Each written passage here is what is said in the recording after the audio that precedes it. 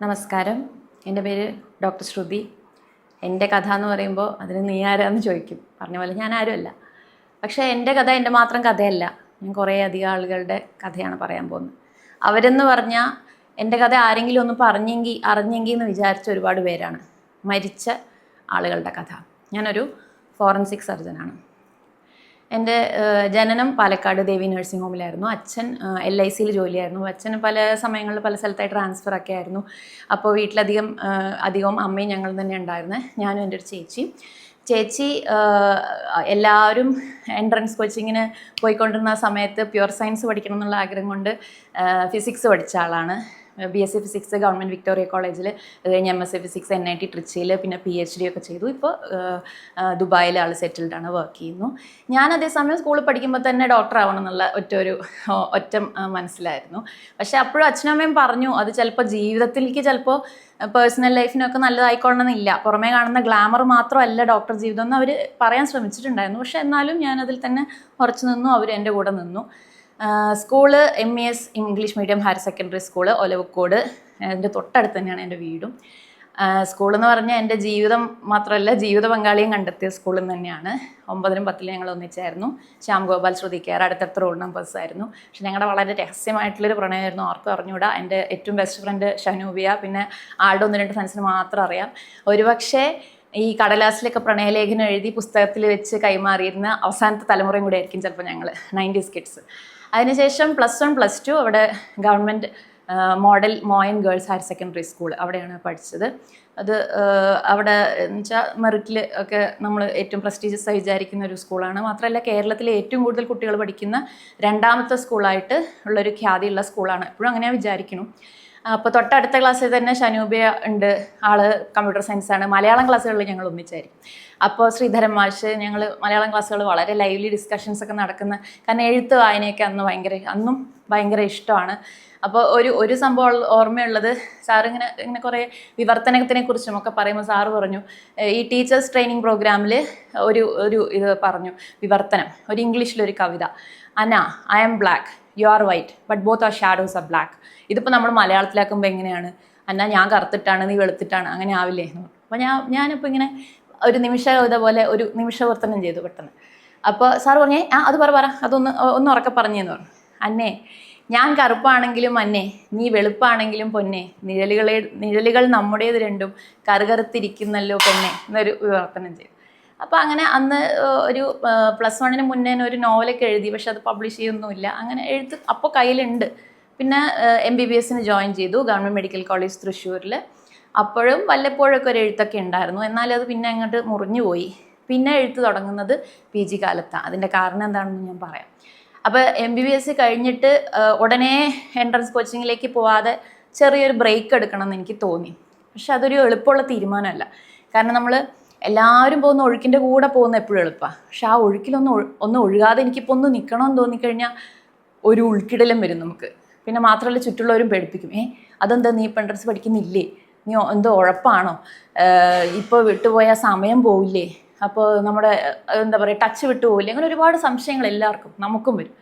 പക്ഷേ ഞാൻ വിചാരിച്ചു നമ്മളങ്ങനെ എല്ലാവരും പോകുന്നുള്ള പോകേണ്ട കാര്യമില്ല, നമുക്ക് സ്വന്തമായൊരു ടൈം ലൈനിൽ പിടിക്കാം എന്നുള്ളതിൽ ഒരു ചെറിയ ബ്രേക്ക്. എന്നാൽ 6 മാസം കഴിഞ്ഞപ്പോൾ എനിക്ക് തോന്നിയത് ചെയ്തു, ഇനി പഠിക്കാം. അപ്പോൾ തന്നെ ക്രാഷ് കോഴ്സിന് പോയി ജോയിൻ ചെയ്തു. 6 മാസം പഠിച്ചു. എനിക്ക് വേണ്ടത് എന്ന് വിചാരിച്ച് സാധനം കിട്ടുകയും ചെയ്തു. എനിക്ക് വേണ്ടതെന്ന് വിചാരിച്ച സാധനം എന്ന് പറഞ്ഞാൽ അത്രയും കാലം ഞാൻ അതായത് ഒരു 10ാം ക്ലാസ് 11ാം ക്ലാസ് ആകുമ്പോൾ തന്നെ ഞാൻ ഡോക്ടർ എന്നുള്ളതും വിട്ടിട്ട് സർജൻ ആവണമെന്നുള്ളൊരു തീരുമാനത്തിലെത്തിയിട്ടുണ്ടായിരുന്നു. അപ്പോൾ എല്ലാവരോടും അത് തന്നെയാണ് പറഞ്ഞുകൊണ്ടിരിക്കുന്നത്. MBBS പഠിക്കുമ്പോഴും ഒക്കെ സർജൻ ആവണം, അത് ശീലമായിപ്പോയി, സർജറി. പക്ഷേ അത് കഴിഞ്ഞ് ഞാൻ ജോയിൻ ചെയ്തത് ഫോറൻസിക്കിനാണ്. അപ്പോൾ അത് എവിടെ വെച്ചിട്ട് ഈ ട്വിസ്റ്റ് സംഭവിച്ചു എന്ന് വെച്ചാൽ അതൊരു ചോദ്യം, ആ ചോദ്യത്തിൻ്റെ ഉത്തരം കണ്ടെത്താനുള്ള ഒരു ശ്രമം, അത് കാരണമാണ് ആ വഴി മാറ്റം സംഭവിച്ചു. അതിനെക്കുറിച്ച് ഞാൻ പറയാം. എന്തായാലും അങ്ങനെ ഞാൻ 6 മാസത്തെ ക്രാഷ് കോഴ്സ് കൊണ്ട് തന്നെ എനിക്ക് വേണ്ട റാങ്ക് കിട്ടി. വേണ്ട കോഴ്സായിട്ടുള്ള ഫോറൻസിക് മെഡിസിനിലേക്ക് ചെന്ന് ജോയിൻ ചെയ്തു. Thrissur medical college, government medical college Thrissur തന്നെ ഫോറൻസിക് ഡിപ്പാർട്ട്മെൻറ്റിൽ ചെന്നിട്ട് ജോയിൻ ചെയ്തു. അതൊരു സ്വർഗ്ഗരാജ്യമായിരുന്നു സത്യം പറഞ്ഞാൽ. അത് എന്തുകൊണ്ടൊരു സ്വർഗ്ഗരാജ്യം എന്ന് പറഞ്ഞതെന്ന് വെച്ചാൽ അത് 2 കാരണങ്ങളാണ് പ്രധാനമായിട്ട്. ഒന്ന്, സാധാരണഗതിയിൽ ഒരു മെഡിക്കൽ PG പഠനം എന്ന് പറയുന്നത് ഏതൊരാളെ സംബന്ധിച്ചിടത്തോളം ഒരു കഷ്ടകാലം, ഒരു ദുരിതകാലമാണ്. അത് അതിൻ്റെ പഠനത്തിൻ്റെ ബുദ്ധിമുട്ട്, സിലബസ്, പിന്നെ തിസീസ് വർക്കുകൾ, അതിൻ്റെ ഒപ്പം ജോലിഭാരം, കഠിനമായ ജോലിഭാരം, ഇതൊന്നും കൂടാതെ പല ആളുകളെയും പലരുടെയും ജീവിതം ദുസ്സഹമാക്കുന്ന, അവരെ ആത്മഹത്യയുടെ വക്കിൽ വരെ കൊണ്ടെത്തിക്കുന്ന പലരെയും നിഷ്കരണം അതിലേക്ക് തള്ളിയിടുന്ന ഒരു സത്യം എന്താണെന്ന് ചോദിച്ചാൽ അത് ഈ മെഡിക്കൽ വിദ്യാഭ്യാസ രംഗത്ത് നിലനിൽക്കുന്ന ഒരു തരം ഹയറാർക്കിയാണ്. അതായത് ഈ ചാതുർവർണ്ണയത്തിനേക്കാളും കാസ്റ്റ് സിസ്റ്റത്തിനെക്കാട്ടിലും ഭയങ്കര ഭീകരമായിട്ടുള്ള ഒരു ഉച്ചനീചത്വമാണത്. ഈ നമ്മുടെ സീനിയേഴ്സ് നമ്മളോട് ഇത് ചെയ്തു, അപ്പോൾ നമ്മൾ നമ്മുടെ ജൂനിയേഴ്സിനോട് ഇത് തന്നെ ചെയ്യുക, അല്ലെങ്കിൽ ഇത് കൂടുതൽ ചെയ്യുന്നുള്ള, അല്ലെങ്കിൽ സീനിയേഴ്സ് ആണെങ്കിലും ഫാക്കൽറ്റി ആണെങ്കിലും അങ്ങനെയുള്ള ഒരു ടോക്സിക് എൻവയോൺമെൻറ്റ്, അതാണ് പലരെയും അങ്ങനെ ഒരു കടുത്ത തീരുമാനങ്ങളിലേക്ക് വരെ കൊണ്ട് എത്തിക്കുന്നത്. പക്ഷെ ഞാൻ ചെന്ന് കയറിയ സ്ഥലം എന്ന് പറഞ്ഞാൽ അവിടെ സീനിയേഴ്സ് ആണെങ്കിലും, എൻ്റെ സീനിയേഴ്സ് തങ്കക്കട്ടികളായിരുന്നു.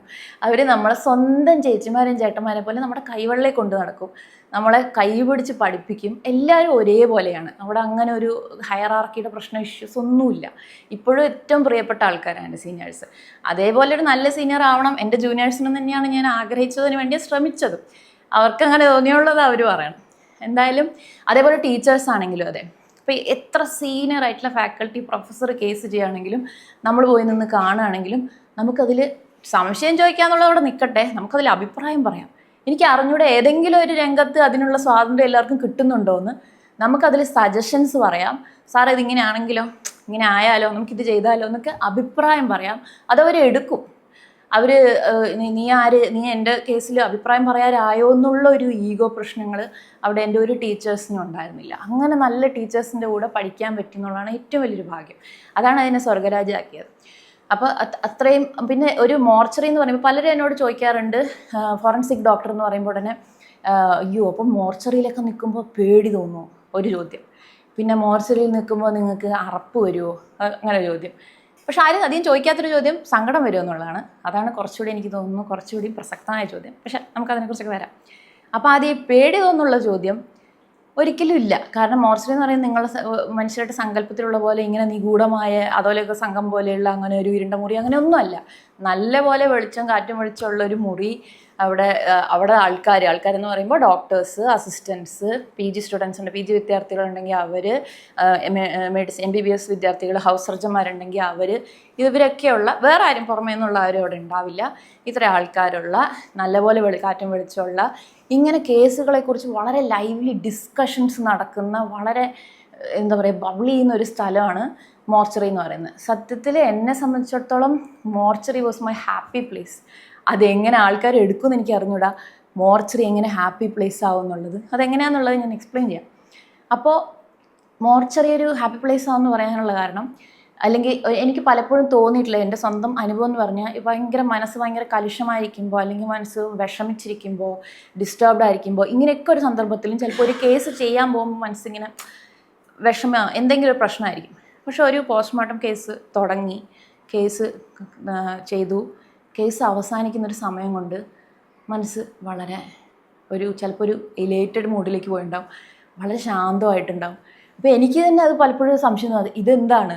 പിന്നെ എനിക്ക് മനസ്സിലായി. കാരണം ഈ പോസ്റ്റ്മോർട്ടം എന്ന് പറയുന്നത് ഒരു ആൾക്കാർ ചെയ്തതിന് ഒരു ശരീരം വെട്ടിക്കീറുന്നതിൽ നിങ്ങളെങ്ങനെ സന്തോഷിക്കുന്നത്? ഒരിക്കലും അങ്ങനെയല്ല. പോസ്റ്റ്മോർട്ടം എന്ന് പറയുന്നത് ശരീരം വെട്ടിക്കീറലല്ല. അത് അതിൻ്റെ ഉപരിപ്ലവമായ കാര്യം മാത്രമാണ്. പോസ്റ്റ്മോർട്ടം എന്ന് പറയുന്നത് ഒരു മനുഷ്യൻ, നമ്മളെപ്പോലെ ഇന്നലെ വരെ ഈ ഭൂമിയിലൂടെ നടന്നുകൊണ്ടിരുന്ന ഒരാൾ, നമ്മളെപ്പോലെ കൂട്ടുകാരോട് വർത്തമാനം പറഞ്ഞ് ഭക്ഷണം കഴിച്ചുകൊണ്ടിരുന്ന ആൾ, വീട്ടിൽ സന്തോഷമായിട്ടിരുന്ന ഒരാൾ ഇന്ന് നമ്മുടെ മുന്നിൽ ജീവനില്ലാതെ കിടക്കുകയാണ്. അയാൾക്ക് എന്ത് സംഭവിച്ചു എന്ന് കണ്ടെത്തുന്നൊരു സത്യാന്വേഷണമാണ് പോസ്റ്റ്മോർട്ടം. അതൊരു ധ്യാനം പോലെയാണ്. അത് നമ്മൾ സൂക്ഷ്മമായിട്ട് ചെയ്യുന്ന ഒരു സാധനയാണത്. അപ്പോൾ അതിലാണ് നമ്മുടെ മുഴുവൻ ശ്രദ്ധ. അപ്പോൾ നമ്മളെ മനസ്സ് കലുഷമായിരിക്കുമ്പോൾ നമ്മൾ മെഡിറ്റേഷൻ ചെയ്യുമ്പോൾ എങ്ങനെ നമുക്കൊരു റിലീസ് കിട്ടുന്നു, അതുപോലെയാണ് ഒരു പോസ്റ്റ്മോർട്ടം ചെയ്യുന്നതെന്ന് ഞാൻ മനസ്സിലാക്കിയത്. അതൊരു ഉദാഹരണം പറഞ്ഞാൽ നമ്മളോട് ഓരോ ശരീരവും പറയാൻ ശ്രമിക്കുകയാണ്. കാരണം അവർക്ക് വേണ്ടി ഇനി നമുക്ക് വേറൊന്നും ചെയ്യാനില്ല. അല്ലെങ്കിൽ ആരുടെ ആവശ്യമാണ് പോസ്റ്റ്മോർട്ടം? സ്റ്റേറ്റിൻ്റെ ആവശ്യമാണ്. സ്റ്റേറ്റിന് എന്താണ് ആവശ്യം? ഈ മനുഷ്യന് എന്ത് സംഭവിച്ചു എന്ന് അറിയണം. ഒരു അസ്വാഭാവിക മരണം നടക്കുമ്പോൾ സ്റ്റേറ്റിന് അറിയണം ഇയാൾക്കെതിരെ ഒരു നീതി നിഷേധം നടന്നിട്ടുണ്ടോ, ഇതിലൊരു കുറ്റകൃത്യം ഉണ്ടോ, ഇയാൾക്കെതിരെ ജസ്റ്റിസ് ഡിനൈ ചെയ്യപ്പെട്ടിട്ടുണ്ടോ ഇയാൾക്ക്. അതേ ഇനി അയാൾക്ക് കൊടുക്കാനുള്ളൂ. ഇയാൾ മരിച്ചു, ഇനി അയാൾക്കൊന്നും നമ്മൾ വേറൊന്നും ചെയ്യാനില്ല. ഇനി ചെയ്യാനുള്ളത് അയാൾക്ക് നീതിയാണ് കൊടുക്കാനുള്ളത്. ആ നീതി കൊടുക്കുന്ന വലിയ പ്രോസസ്സിൻ്റെ ഭാഗമാണ് നമ്മൾ ചെയ്യുന്ന ഈ പോസ്റ്റ്മോർട്ടം. അത് മനസ്സിൽ വെച്ചുകൊണ്ടാണ് നമ്മൾ ചെയ്യേണ്ടത്. അയാളോട് നമുക്കൊരു കടമയുണ്ട്, അയാളോട് നമുക്ക് എന്താ പറയുക, ഒരു അടുപ്പമുണ്ട് ആ മുന്നിൽ കിടക്കുന്ന ആളോട്. ഇപ്പോൾ കണ്ട ആളാണ്, പക്ഷെ അയാളോട് നമുക്കൊരു താതാത്മ്യം പ്രാപിക്കാൻ പറ്റും. അയാൾക്ക് വേണ്ടി നമ്മൾ ചെയ്യുന്ന അവസാനത്തെ കർമ്മം, ചിലപ്പോൾ അയാളുടെ വീട്ടുകാർക്കോ കൂട്ടുകാർക്കോ ചെയ്യാൻ പറ്റാത്തൊരു കാര്യം നമ്മൾ അയാൾക്ക് വേണ്ടി ചെയ്യാൻ പോകണം. ഇപ്പോൾ എൻ്റെ ഒരു രണ്ടാമത്തെ കേസ്, ഞാൻ ചെയ്ത രണ്ടാമത്തെ കേസ് എന്ന് പറയുന്നത് ഒരു പയ്യൻ, പേര് പറയുന്നില്ല, ഒരു 20-21 വയസ്സുള്ളൂ.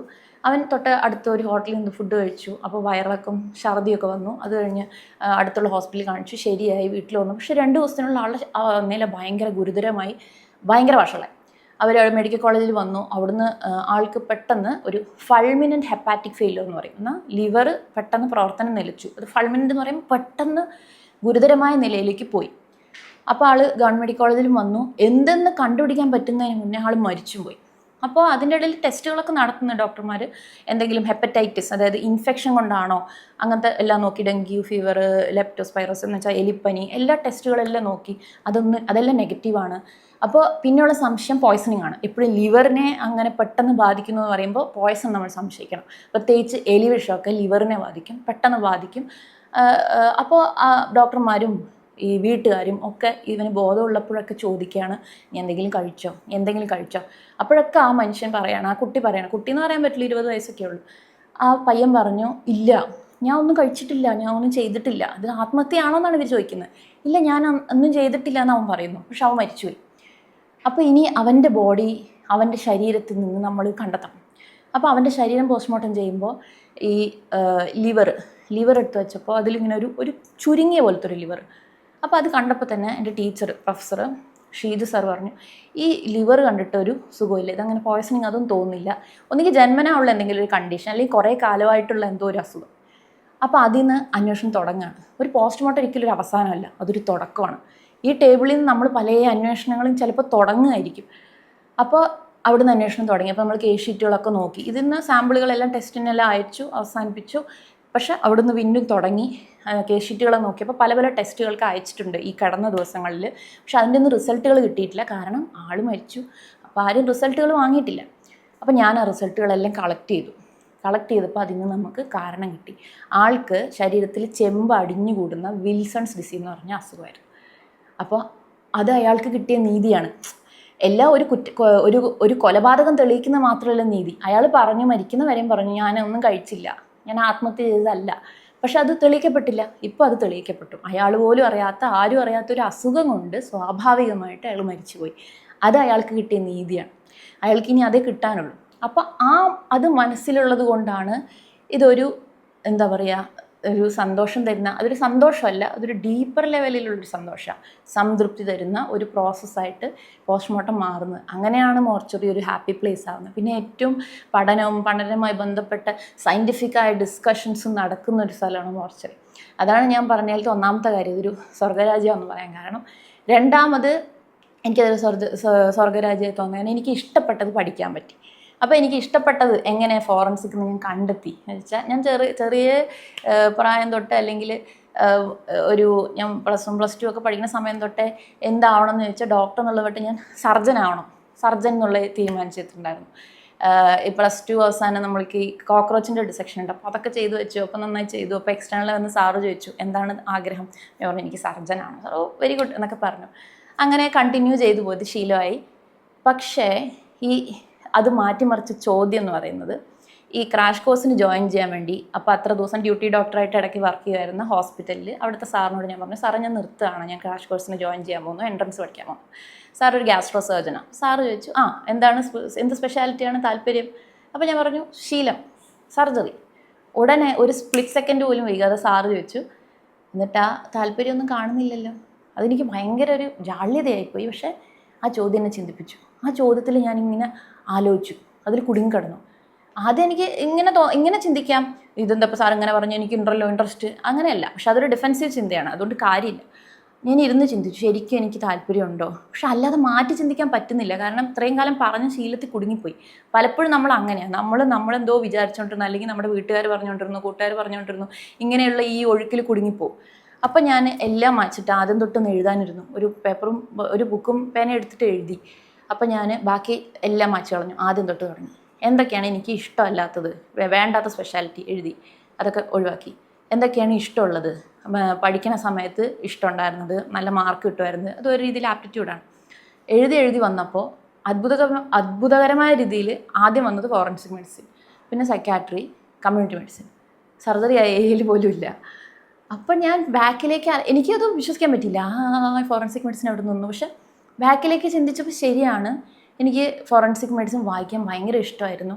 വേറെ സബ്ജക്റ്റുകളൊക്കെ പരീക്ഷ സമയത്തൊക്കെയാണ് നമ്മൾ പഠിക്കുന്നത്. പക്ഷേ ഇത് ഞാൻ അല്ലാതെ കഥ ബുക്കൊക്കെ വായിക്കുന്ന പോലെ വെറുതെ ഇരുന്ന് വായിക്കും, നല്ലപോലെ ആസ്വദിക്കും. പിന്നെ കേസുകൾ ചെയ്യും, നമുക്ക് കേസുകൾ കാണാൻ പറ്റും പോസ്റ്റിങ്ങുള്ള സമയത്ത്, പോസ്റ്റ്മോർട്ടം കാണാൻ പറ്റും. അപ്പോൾ പലർക്കും അത് വലിയ താല്പര്യമില്ല. അപ്പോൾ MBBS സ്റ്റുഡൻസ് ആണെങ്കിൽ പോലും പലർക്കും പല ലെവലുകളായിരിക്കും ഓരോന്നിൻ്റെയും ടോളറൻസ്.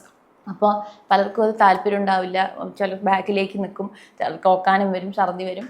പക്ഷെ ഞാൻ മുന്നിൽ പോയി നിന്നിട്ട് കാണും, മുഴുവനും വളരെ ഇൻട്രസ്റ്റ് ആയിട്ട് കാണും.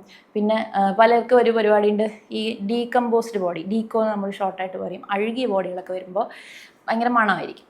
അപ്പോൾ കുട്ടികൾക്ക്, സ്റ്റുഡൻസിനൊന്നും അത് സഹിക്കാൻ പറ്റില്ല. അവർ ഒന്നുകിൽ മൂക്ക് പൊത്തി നിൽക്കും, അല്ലെങ്കിൽ എന്തെങ്കിലും അമൃതാഞ്ജൻ, അങ്ങനെ പുൽത്തൈലും, അങ്ങനെ എന്തെങ്കിലും സുഗന്ധവ്യഞ്ജനങ്ങളൊക്കെ കൊണ്ടുവന്ന് അതും ഉള്ളിൽ മണത്തോണ്ട് അങ്ങനെയൊക്കെ നിൽക്കും. പക്ഷേ സാറന്മാർ അങ്ങനെ എന്തെങ്കിലും മണമായിട്ട് ആൾക്കാരകത്ത് കയറിയാൽ അപ്പം തന്നെ ഗെറ്റ് ഔട്ട് അടിക്കും. അതിൻ്റെ കാരണം എന്താണെന്ന് ഞാൻ പറയാം. പക്ഷെ ഞാൻ അതൊന്നും ഇല്ലാതെ തന്നെ മുന്നിൽ പോയിന്ന് കാണുകയും ചെയ്യും. പിന്നെ ആദ്യമായിട്ട് എന്നെ കേസ് ചെയ്യിപ്പിച്ച്, അല്ലെങ്കിൽ ഒരു സ്കാൽപ്പിൽ ഒരു ബോഡിയിൽ തൊടിയിപ്പിച്ചത് മനു സാറാണ്, എൻ്റെ ടീച്ചറാണ്. അന്ന് സാർ PG ചെയ്യായിരുന്നു ഞാൻ പഠിക്കുമ്പോൾ. പിന്നെ ഞാൻ PG ജോയിൻ ചെയ്തപ്പോൾ സാർ അവിടെ അസിസ്റ്റന്റ് പ്രൊഫസറാണ്, ഡോക്ടർ മനു ജോൺസ് സാറാണ്. സാറ് ചോദിച്ചു സ്റ്റുഡൻസിനോട് ആർക്കെങ്കിലും ചെയ്യണോ എൻ്റെ കൂടെ. അപ്പോൾ ഉടനെ ഞാനും എൻ്റെ ബെസ്റ്റ് ഫ്രണ്ട് ശരണ്യം ചാടി ഞങ്ങൾ പോയി. എന്നിട്ട് കുറച്ച് ഇൻസെഷൻ ഇട്ട് ചെറുതായി തുടങ്ങിയപ്പോൾ പിന്നെ സാറിൻ്റെ സ്പീഡിന് നമ്മൾ പറ്റില്ല. അപ്പോൾ സാറ് ഓക്കെ എന്ന് പറഞ്ഞ് ബാക്കി സാറ് ചെയ്തു. അപ്പോൾ ഞാൻ ഇതൊക്കെ ബാക്കിലേക്ക് ചിന്തിച്ചപ്പോൾ എനിക്ക് കിട്ടി ഫോറൻസിക് തന്നെ. അപ്പോൾ പലപ്പോഴും നമ്മുടെ ജീവിതത്തിൽ നമുക്ക് വേണ്ടത് ഈ പ്രോസസ്സാണ്. ഞാൻ അന്ന് അത് മനസ്സിലാക്കി, ഇപ്പോഴും അത് ഞാനത് പാലിക്കുന്നു. സ്റ്റുഡൻസിനോടാണെന്നുണ്ടെങ്കിലും കുട്ടികളോടാണെങ്കിലും എപ്പോഴും ഞാൻ അത് പറഞ്ഞുകൊണ്ടിരിക്കുന്നു. കാരണം നമ്മൾ എല്ലാവരോടും ചോദിക്കും, അല്ലെങ്കിൽ അവർക്ക് താല്പര്യം, ഇവർക്ക് താല്പര്യം, ഇതാണ് പറഞ്ഞുകൊണ്ടിരിക്കുന്നത്, ഇതാണ് ഡിക്റ്റം, ഇതൊക്കെ ഫോളോ ചെയ്യും. അതിന് മുന്നേ ആസ്ക് യുവർ സെൽഫ്, നിങ്ങളോടൊന്ന് ചോദിക്കും, നിനക്ക് എന്താ വേണ്ടത്. അതിപ്പോൾ നമ്മൾ പറയാം ഇത്രയും ദിവസം ഞാൻ ഇതല്ലേ പറഞ്ഞുകൊണ്ടിരുന്നത്, നിനക്ക് ഇപ്പോൾ എന്താ വേണ്ടത്, ഇത് ചോദിക്കണം. ചെറിയ കാര്യം തൊട്ട് നിങ്ങളുടെ ജീവിതത്തിലെ വലിയ കാര്യങ്ങൾ, വിദ്യാഭ്യാസം, അതിലേത് സ്ട്രീം എടുക്കണം, ജോലി, അതിലെങ്ങനത്തെ ജോലി ചെയ്യണം, എവിടെ ജോലി ചെയ്യണം, വിവാഹം, കുട്ടികളുണ്ടാവൽ, ഈ സംഭവങ്ങളിലെല്ലാം നിങ്ങൾ ഈ ചോദ്യം ചോദിച്ചു വെക്കണം, നിനക്ക് എന്ത് വേണം. അങ്ങനെ എന്ത് വേണമെന്ന് ചോദിച്ച് മനസ്സിൽ നിന്ന് വന്ന ആ മറുപടിയിൽ എനിക്ക് വളരെ സംതൃപ്തിയായിരുന്നു. അങ്ങനെ ഞാൻ ഇഷ്ടപ്പെട്ടത് പഠിച്ചതുകൊണ്ട്, ഇഷ്ടപ്പെട്ട് പഠിച്ചതുകൊണ്ടാണ് അത് ഒരു സ്വർഗരാജ്യമായിരുന്നു ഞാൻ പറഞ്ഞത്. നമ്മൾ ഒരു പോസ്റ്റ്മോർട്ടം ചെയ്യുന്നത് എല്ലാ ഇന്ദ്രിയങ്ങളും തുറന്നു വെച്ചുകൊണ്ടാണ് ചെയ്യുന്നത്. കാഴ്ച, അതേപോലെ മണം, അതിൻ്റെ സ്പർശം എല്ലാം പ്രധാനമാണ്. കാഴ്ച ഏറ്റവും പ്രധാനം. പിന്നെ ഓട്ടോപ്സി എന്ന വാക്കിൻ്റെ അർത്ഥം തന്നെ സീ ഫോർ വൺ സെൽഫ് എന്നാണ്. ഓട്ടോപ്സിയ, കാണുക എന്നുള്ളതാണ്. ഇപ്പോൾ ഒരു മെഡിക്കൽ കോളേജിൽ ഒരു കേസ് നടക്കുന്നു എന്ന് പറഞ്ഞാൽ അവിടെ ഒരുവിധം ഫുൾ പ്രൂഫ് ആയിരിക്കും. എന്താണ് പറയാൻ കാരണം വെച്ചാൽ ആ ചെയ്യണ ഒരാൾ മാത്രമല്ല, ചുറ്റുമുള്ള 12 കണ്ണുകൾ അത് കണ്ടുകൊണ്ട് നിൽക്കുക. ഒരാൾ കണ്ടില്ലെങ്കിൽ മറ്റൊരാൾ അത് കാണും. സാർ ഇവിടെ ഇങ്ങനെ ഒരു സാധനം ഉണ്ടല്ലോ, ഇവിടെ ഇതൊരു ഉണ്ടല്ലോ, അപ്പോൾ ഇതിങ്ങനെ ഒരാൾ ചിന്തിക്കാത്തത് മറ്റൊരാൾ ചിന്തിക്കും.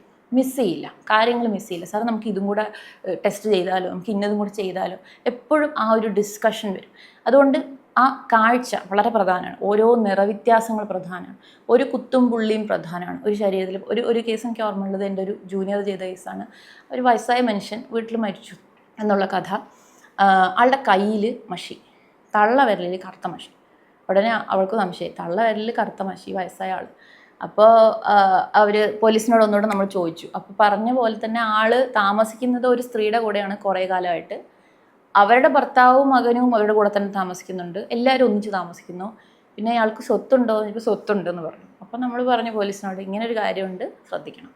അപ്പോൾ ഓരോ സംശയങ്ങൾ തുടങ്ങുന്നത് ഇങ്ങനെയുള്ള ചെറിയ കാര്യങ്ങളിൽ നിന്നാണ്. എവിടെയെങ്കിലും ഒരു കളറോ ഒരു പെയിൻറ്റോ ഒരു കുത്തോ ഒരു പുള്ളിയോ, പലപ്പോഴും വെള്ളിക്കെട്ടൻ്റെ കടി, ക്രേറ്റിൻ്റെ ബൈറ്റ്, ചിലപ്പോൾ വളരെ ചെറിയ എവിടെയെങ്കിലും ഒളിഞ്ഞിരിക്കുന്ന പോലെ ഒരു കുത്തേ ഉണ്ടാവുള്ളൂ. അത് ഒരു അണലിയുടെ കടി എന്നൊക്കെ പറഞ്ഞാൽ അവിടെ നല്ലപോലെ ലോക്കൽ റിയാക്ഷൻ എന്ന് പറയാം, അവിടെ നല്ലപോലെ വീർത്ത് വരും, ചുമന്ന് വരും, അത് മിസ് ചെയ്യില്ല, അത് കാണും നമ്മൾ. പക്ഷേ ഒരു വെള്ളിക്കെട്ടൻ്റെ കടി എങ്ങനെ, അത് പലപ്പോഴും ചിലപ്പോൾ മിസ് ചെയ്ത് പോകും. നാളെ 2 കുട്ടികൾ മരിച്ച സംഭവത്തിലൊക്കെ പറഞ്ഞു, വീട്ടുകാരൊന്നും അറിഞ്ഞില്ല, പോയപ്പോൾ ഹോസ്പിറ്റലിൽ ഡോക്ടർ പരിശോധിച്ചപ്പോഴാണ് കണ്ടത്. അത് മിസ് ചെയ്ത് പോവാം, ഈവൻ ഡോക്ടർമാർ മിസ് ചെയ്ത് പോവാം, പോസ്റ്റ്മോർട്ടത്തിൽ മാത്രം ചിലപ്പോൾ കണ്ടെത്താം. അപ്പോൾ അത് കണ്ടെത്തണമെന്നുണ്ടെങ്കിൽ അങ്ങനെ നമ്മളത് കാണണം. കാഴ്ചയുടെ പ്രാധാന്യം. ചിലപ്പോൾ കഴുത്തിലൊക്കെയുള്ള പാടുകൾ, ഒരു തൂങ്ങി മരണത്തിൻ്റെ പാടുകൾ, ചിലപ്പോൾ ഇങ്ങനെ തുണി പോലത്തെ സാധനങ്ങൾ എന്തെങ്കിലും ഉപയോഗിച്ച് കഴിഞ്ഞാൽ വളരെ നേർത്ത പാട് എവിടെയെങ്കിലും ഒരു അരികിലൊക്കെ ഉണ്ടാവുള്ളൂ. അവിടെ നിന്നായിരിക്കും നമ്മളത് പിടിക്കുക. കാരണം വീട്ടുകാർ ചിലപ്പോൾ അത് അഴിച്ചു മാറ്റിയിട്ട് പറയും കുഴഞ്ഞു വീണു. എന്തുകൊണ്ടോ മനുഷ്യർക്ക് ആത്മഹത്യയോട് വലിയൊരു സ്റ്റിഗ്മയുണ്ട് നമ്മുടെ സമൂഹത്തിന്. ആത്മഹത്യ ചെയ്തു വീട്ടിലൊരാളെന്ന് പറയാൻ ഉള്ള പ്രശ്നം കൊണ്ട് ഇവർ കുഴഞ്ഞു വീണ് കിടക്കുന്ന കണ്ടു, ബാത്റൂമിൽ കുഴഞ്ഞു വീണ് കിടക്കുന്നു. അപ്പോൾ കഴുത്തിൽ പാടുണ്ട്. അപ്പോൾ നമ്മൾ വീണ്ടും ചോദിക്കും, പോലീസ് വീണ്ടും ചോദിക്കുമ്പോൾ അവർ പറയാം തൂങ്ങി നിൽക്കുകയായിരുന്നു, ഞങ്ങൾ അഴിച്ചു. പക്ഷെ അപ്പോഴേക്കും കൂടുതൽ സംശയങ്ങളാണ്, ഇവരിതിന് മറച്ചു വെച്ചു, അങ്ങനത്തെ സംശയങ്ങൾ. അപ്പോൾ അത് ചെയ്യാതിരിക്കുക, അത് ഉള്ള സത്യം പറയുന്നതാണ് എപ്പോഴും നല്ലത്. അപ്പോൾ ഇങ്ങനത്തെ പാടുകൾ, എല്ലാ സാധനങ്ങളും, ഒരു പാറ്റേൺ എല്ലാം വളരെ വളരെ പ്രധാനമാണ്. കാഴ്ച, മണം. നമ്മൾ ചിലപ്പോൾ ഒരു മണത്തിൽ നിന്നായിരിക്കും ഒരു പോയ്സണിങ്, ഈ ബോഡിക്ക് എന്തോ ഒരു മണമുണ്ടല്ലോ. അപ്പോൾ എന്താണെന്ന് വെച്ചാൽ നമ്മൾ മോർച്ചറിയിൽ വേറെ ഒരു മണം അനുവദിക്കില്ല. അതുകൊണ്ടാണ് ഞാൻ പറഞ്ഞത്, സാർമാർ ഈവൺ ഒരു ഡീകമ്പോസ്ഡ് കേസാണെങ്കിലും ഒരു അഴുകിയ മണമാണ് അതിലുണ്ടെങ്കിലും അതിൽ നമ്മൾ മറ്റെന്തെങ്കിലും ഒരു മണം ഉണ്ടോ എന്ന് അന്വേഷിക്കുകയാണ്. എല്ലാ ഇന്ദ്രിയങ്ങളും തുറന്നു വെച്ച് നമ്മൾ ചെയ്യുക, എന്തെങ്കിലും ഒരു മണമുണ്ടോ. അപ്പോൾ ഈ പിള്ളേർ ഇങ്ങനത്തെ അമൃതാഞ്ജനും അങ്ങനത്തെ സാധനങ്ങളൊക്കെ കടുത്ത മണങ്ങളും കൊണ്ട് കയറി വരുമ്പോൾ ഉറപ്പായിട്ടും അവരെ പുറത്താകും. മാത്രമല്ല ചിലപ്പോൾ നമ്മൾ ഈ സ്റ്റൊമക്ക്, അതായത് ആമാശയം തുറക്കുമ്പോൾ അവിടെ എന്തെങ്കിലും കഴിച്ചിട്ട് എന്തെങ്കിലും വിഷമോ എന്തെങ്കിലും സാധനം കഴിച്ചിട്ടുണ്ടെങ്കിൽ അതിൻ്റെ മണം പെട്ടെന്ന് അപ്പോൾ വരും.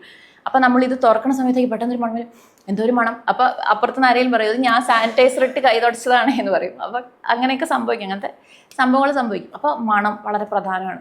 സയനൈഡിൻ്റെ മണം പറഞ്ഞ പോലെ, സയനൈഡിൻ്റെ മണം ജനറ്റിക്കലി തന്നെ എല്ലാവർക്കും അത് മണക്കാൻ കഴിയില്ല, അല്ലെങ്കിൽ അപ്രിഷ്യേറ്റ് ചെയ്യാൻ കഴിയില്ല. അതൊരു ശതമാനം ആളുകൾക്കാണ് ആ മണം സയനൈഡിൻ്റെ ആണെന്ന് തിരിച്ചറിയാൻ കഴിയുള്ളൂ.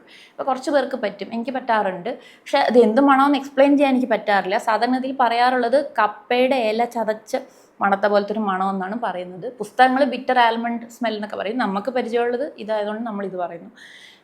അത് ചില ആൾക്കാർക്ക് കിട്ടും. അപ്പോൾ അങ്ങനെയുള്ളൊരു കേസ് വന്നാൽ, സൈനൈഡ് ആണോ സംശയമുള്ളൊരു കേസ് വന്നാൽ അങ്ങനെ മണം കിട്ടുന്ന ആൾക്കാരെ വിളിച്ച് നമ്മൾ മണപ്പിക്കും. പിന്നെ മണം നിങ്ങൾക്ക് കിട്ടിയാലും കിട്ടിയില്ലെങ്കിലും കുറേ നേരം അത് മണത്തുകൊണ്ടിരുന്നാൽ തലവേദന വരും. സൈനൈഡ് അത്രയും സ്ട്രോങ് ആയിട്ടുള്ളൊരു പോയ്സണാണ്. പക്ഷെ അതേപോലെ തന്നെ അത് നഷ്ടപ്പെട്ടു പോകും. അതായത് നമ്മളിത് ടെസ്റ്റിന് അയക്കുന്ന സമയത്ത് ഈ സാമ്പിളുകൾ അയക്കുന്നത് നമ്മൾ എമർജൻസി എന്ന് എഴുതിയാണ് അയക്കുന്നത് കെമിക്കൽ എക്സാമിനേഴ്സ് ലാബിലേക്ക്. കാരണം ഇത് വെച്ചിരിക്കും തോറും ഇത് നഷ്ടപ്പെട്ടു പോകും. പിന്നെ ടെസ്റ്റ് ചെയ്താൽ പോസിറ്റീവ് കിട്ടാൻ ബുദ്ധിമുട്ടാണ്. അപ്പോൾ എമർജൻസി അയക്കുമ്പോൾ അവർ ഉടനെ തന്നെ ആ കേസുകൾക്ക് പ്രയോറിറ്റി കൊടുത്ത് ആദ്യം എടുത്ത് ചെയ്യും. മേ ബി അതുകൊണ്ടായിരിക്കും നമ്മൾ ഫേമസ് ആയ ജോളി കേസിലൊക്കെ അവർ കുഴിച്ചെടുത്തപ്പോഴൊന്നും അത് കിട്ടാറുന്നത്. അത് വെറുതെ ഉടനെ ഫ്രഷ് ബോഡി ചെയ്താൽ തന്നെ പെട്ടെന്ന് നഷ്ടപ്പെട്ടു പോകുന്നൊരു സാധനമാണ് സയനൈഡ്. പിന്നെ അതിന് മണം മാത്രമല്ല, അതിന് വേറെ ഫൈൻഡിങ്സ് ഉണ്ട്. ഒരു കൊറോഷൻ എന്ന് പറഞ്ഞാൽ ഒരു പൊള്ളൽ പോലത്തെ ഒരു ഫൈൻഡിങ് ഉണ്ട്. അപ്പോൾ ആമാശയത്തിൻ്റെ ഉള്ളിലത്തെ സ്ഥലത്തിൽ ഒരു പൊള്ളൽ വന്ന പോലത്തെ ഒരു ഫീലിംഗ് ഉണ്ടാവും. പിന്നെ വേറൊരു കേസിൽ എൻ്റെ ഒരു കൊളീഗ് ചെയ്തൊരു കേസിൽ ആള് ചുണ്ടൊക്കെ ഇങ്ങനെ പൊള്ളിയ പോലെ ഉണ്ട്. പിന്നെ ആളുടെ ദേഹത്ത് ഇവിടെ ഇങ്ങനെ കയ്യിലൊക്കെ ഒരു പൊള്ളൽ. അപ്പോൾ എന്താണെന്ന് മനസ്സിലായില്ല, അതെന്തോ ഒരു കെമിക്കൽ ബേൺസ് പോലത്തെ സാധനം. അതുമായിട്ട് ഒരു ഹിസ്റ്ററി ഒന്നും മനസ്സിലാവുന്നില്ല. പിന്നെ നോക്കിയപ്പോൾ അകത്ത് ഒന്ന് സയനൈഡാന്ന് മനസ്സിലായി. അപ്പോൾ അത് കഴിച്ച് ഛർദ്ദിച്ചിട്ട് ഈ ഛർദ്ദിലാണ് കിടന്നത്. അത് തട്ടി അത്രയും ഭാഗം ഈ പൊള്ളൽ വന്നു. അത്രയും കൊറോഷൻ ഉണ്ടാക്കുന്ന ഒരു സാധനമാണ് സയനൈഡ്. അപ്പോൾ അങ്ങനെ മണങ്ങളുടെ കാര്യം വളരെ പ്രധാനമാണ്. പിന്നെ നമ്മൾ പറഞ്ഞില്ലേ, ഒരുപാട് ഡിസ്കഷൻസ് നടക്കുന്ന ഒരു സ്ഥലമാണ്. ചിലപ്പോൾ ഒരു കേസ് അപ്പോൾ മാത്രമായിരിക്കില്ല ഡിസ്കഷൻ. അത് കഴിഞ്ഞ് നമ്മൾ സാർമാരുമായിട്ട് പിന്നെയും ഡിപ്പാർട്ട്മെൻറ്റ് ചെന്നിട്ടും അത് ഒരുപാട് നേരം ഡിസ്കസ് ചെയ്യും, തർക്കിക്കും. സാർമാരോട് നമുക്ക് തർക്കിക്കാൻ പറ്റും. നമ്മൾ പല പുസ്തകങ്ങളൊക്കെ കൊണ്ടുവന്ന് ഇതിലിങ്ങനെ പറഞ്ഞു ഇതിലിങ്ങനെ പറഞ്ഞു അങ്ങനെ തർക്കിച്ച് അത് നമ്മൾ ഓരോരുത്തർക്കും ഒരു ഫോറൻസിക് എക്സ്പേർട്ട് എന്ന നിലയിൽ എത്ര ഗുണം ചെയ്യുന്നു അതേപോലെ ഓരോ കേസിൻ്റെ ഔട്ട്കമ്മിനും അത് അത്ര തന്നെ ഗുണം ചെയ്യുന്നു എന്നുള്ളതാണ് അതിൻ്റെ അർത്ഥം. കാരണം അത്രയും മനസ്സുകൾ അതിനു വേണ്ടി കിടന്ന് അത്രയും എന്താ പറയുക ലേൺഡ് മൈൻഡ്സ് അതിനെക്കുറിച്ച് ചിന്തിക്കുന്നു, അതിനെക്കുറിച്ച് തർക്കിക്കുന്നു. അതിന് ഏറ്റവും റിഫൈൻഡ് ആയിട്ടുള്ള ഒരു ഉത്തരം നമ്മൾ അതിന് അവസാനം കണ്ടെത്തുന്നു. പിന്നെ ഓരോ കേസുകൾ, പ്രത്യേകിച്ച് റോഡ് ട്രാഫിക് ആക്സിഡൻറ്റുകൾ, അതിലൊക്കെ ഈ പാറ്റേൺ ഓഫ് ഇഞ്ചുറി എന്നുള്ളത് വളരെ പ്രധാനമാണ്. എങ്ങനെ നമ്മൾ അതിൽ നിന്ന് ഒരു ഇവൻറ്റ് റീക്രിയേറ്റ് ചെയ്ത് എടുക്കും, അതായത് എങ്ങനെ ഇത് സംഭവിച്ചു എന്നുള്ളത്, ഇതിങ്ങനെ ആയിരിക്കാം, ഇതിൽ തട്ടി അല്ലെങ്കിൽ ഇങ്ങനെ ആയിരിക്കാം. ഈ സംഭവം നമ്മൾ റീക്രിയേറ്റ് ചെയ്യുന്നത് ഈ ശരീരത്തിലുള്ള പരിക്കുകളുടെ പാറ്റേൺ നോക്കിയിട്ട് അത് പഠിച്ചിട്ടാണ്. അതൊക്കെ നമ്മൾ ഇങ്ങനെ എന്താ പറയുക ഡെമോ ആയിട്ടും അങ്ങനെയൊക്കെ ചെയ്തും ഡിസ്കസ് ചെയ്തും ചിത്രം വരച്ചും ഒക്കെ നമ്മൾ അങ്ങനെ ഡിസ്കസ് ചെയ്തിട്ടാണ് അത് കണ്ടുപിടിക്കുന്നത്. പിന്നെ മോർച്ചറിയിൽ ഞാൻ പറഞ്ഞു പേടി തോന്നിയിട്ടുണ്ടെന്ന് ആൾക്കാർ ചോദിക്കുന്നു. പേടി തോന്നേണ്ട ഒരു സ്ഥലമേ അല്ല ഒന്നാമത്തെ കാര്യം. ഒന്നാമത് ജീവിച്ചിരിക്കുന്ന മനുഷ്യരെ പേടിക്കേണ്ട ആവശ്യമുള്ളൂ. ഞാൻ സാധാരണ പറയുന്ന മറുപടി, മരിച്ച മനുഷ്യരെ പേടിക്കുകയേ വേണ്ട. പക്ഷേ ഒരിക്കൽ പേടി തോന്നിയിട്ടുണ്ട്. അതെന്ത് കേസാണെന്ന് ഞാൻ പറയാം. ഒരു മർഡർ കേസ്, ഇത് നടന്നുകൊണ്ടിരിക്കുമ്പോൾ ഉള്ളിൽ നിന്നൊരു പേടി തോന്നി. അതെന്താണെന്ന് ഞാൻ പറയാം. എന്തായാലും പേടി, പിന്നെ അറപ്പ്.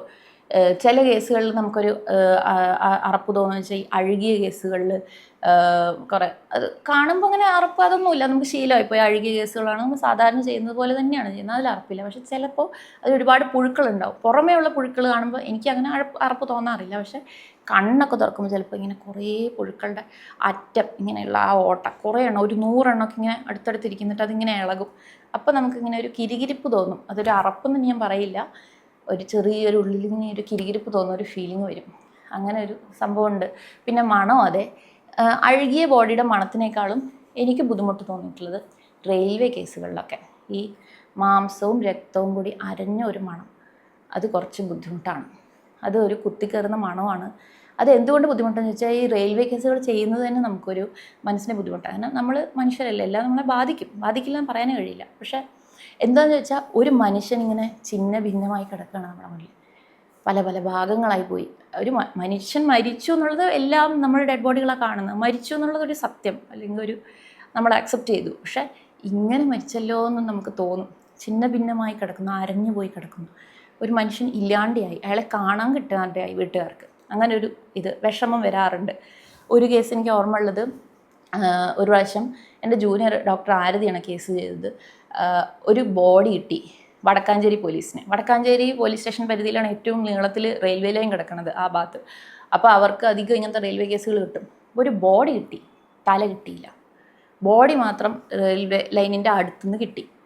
അപ്പോൾ തല വെച്ച് കിടന്നതാണ്, വേർപെട്ട് പോയതായിരിക്കും, എവിടെയെങ്കിലും ഉണ്ടാകും. പോലീസ് തിരഞ്ഞു നടന്നു, പക്ഷെ തല കിട്ടിയില്ല. അപ്പോൾ ബോഡി കൊണ്ട് ഇവർ വന്നു വടക്കാഞ്ചേരി പോലീസ്. കേസ് പോസ്റ്റ് ചെയ്യുമ്പോഴത്തേക്കും വിവരം കിട്ടി. എന്ത് സംഭവിച്ചെന്ന് ചോദിച്ചാൽ തല തൃശ്ശൂർ കിട്ടി. തല തൃശ്ശൂർ റെയിൽവേ പോലീസിന് കിട്ടി. കാര്യം ഈ തല കയറിപ്പോയ സമയത്ത് തല തെറിച്ചിട്ട് എഞ്ചിൻ്റെ അകത്ത് കുടുങ്ങിപ്പോയി. എന്നിട്ട് ഈ ട്രെയിൻ അതുകൊണ്ട് തൃശ്ശൂർ വരെ പോയി. പിന്നെ അവരവിടെ നിർത്തിയ സമയത്ത് അവരവിടെ പരിശോധിച്ചപ്പോൾ തല കിട്ടി. എന്നിട്ട് തൃശ്ശൂർ റെയിൽവേ പോലീസ് ഈ തലയും കൊണ്ട് വന്നു. അപ്പോൾ അത് വേറൊരു ക്രൈം നമ്പറാണ്, വേറൊരു കേസാണ്. ബോഡി വേറൊരു ക്രൈം നമ്പർ, വേറൊരു പോലീസ് സ്റ്റേഷൻ. 2 കേസും വന്നു. 2 കേസ് അവിടെ തന്നെ വന്നു. അത് അടുത്തടുത്ത PM നമ്പറുകളായിട്ട് 2 പോസ്റ്റ്മോർട്ടമായിട്ട് അത് ചെയ്തത്. പക്ഷെ നമുക്ക് അത് മാച്ചിങ് ആയിരുന്നു, തലയും ബോഡിയും. അപ്പോൾ അത് ഡോക്ടർ അത് രണ്ടും ഒരു ഡോക്ടർ തന്നെ ചെയ്തു. ആളത് എഴുതി വെച്ചു. ഈ കേസിൻ്റെ പോസ്റ്റ്മോർട്ടം റിപ്പോർട്ടിൻ്റെ അവസാനം ഇന്നതിൻ്റെ ബാക്കി ഇന്ന ക്രൈം നമ്പർ, ഇന്ന പോലീസ് സ്റ്റേഷൻ PM നമ്പർ ഇന്നതിലുണ്ടെന്നും മറ്റേതിൽ അങ്ങനെ തിരിച്ചു എഴുതി വെച്ചു. തിരിച്ചു കൊടുക്കുമ്പോൾ നമ്മൾ ബോഡി, തലയും ശരീരവും ഒന്നിച്ച് ചേർത്ത് തുന്നി ഒരു മനുഷ്യരൂപത്തിലാക്കിയിട്ട് ആളുടെ അച്ഛന് കൈമാറാൻ സാധിച്ചു. പലപ്പോഴും അങ്ങനത്തെ കേസുകൾ വരുമ്പോൾ ഒരു മുഖം നഷ്ടപ്പെട്ട ആൾക്കാർക്കൊക്കെ നമ്മൾ തുന്നിച്ചേർത്ത് ഒരു മുഖം ഉണ്ടാക്കി കൊടുക്കും. നമ്മളല്ലാതെ നമ്മളെക്കാളും ചെയ്യുന്നത് അറ്റൻഡേഴ്സാണ്, അസിസ്റ്റൻസാണ്. അവരെക്കുറിച്ച് പറയാതിരിക്കാനേ പറ്റില്ല. അവർ നമ്മുടെ കണ്ണും കയ്യുമാണ് മോർച്ചറിയിൽ. കാരണം നമ്മൾ കാണാത്തത് ചിലപ്പോൾ അവർ കാണും, നമുക്ക് പറഞ്ഞു തരും. കാരണം അവർക്കും അറിയാം ഇത് വെറുതെ ഒരു തല പൊളിക്കുക അല്ലെങ്കിൽ ബോഡി തുറക്കുക അങ്ങനെ ഒരു കാര്യമല്ല. ഇതൊരു വലിയ പ്രോസസ്സിൻ്റെ ഭാഗമാണെന്ന് അവർക്കും അറിയാം. ഈ മനുഷ്യന് നീതി കൊടുക്കുകയാണ് നമ്മളെന്ന് അവർക്കറിയാം. അപ്പോൾ അവർ പ്രത്യേകിച്ചും അതിൽ പല അസിസ്റ്റൻറ്റും നമ്മുടെ ഗുരുനാഥന്മാരെ പോലെ. കാരണം അവർ നമ്മുടെ ഒപ്പം നിന്ന് നമ്മളെ ഡിസെക്ഷനൊക്കെ പഠിപ്പിച്ചവരാണ് നമ്മൾ ഫസ്റ്റ് ഇയർ ജോയിൻ ചെയ്യുമ്പോൾ. അങ്ങനെ ജോയിൻ ചെയ്യുന്ന സമയത്ത് ഒരു ബഷീറൊക്കെ ഉണ്ടായിരുന്നു, മുരളി എന്ന് പറഞ്ഞ ചേട്ടനുണ്ടായിരുന്നു. ഇവരൊക്കെ നമ്മളെ പഠിപ്പിച്ചിട്ടുള്ളവരാണ്.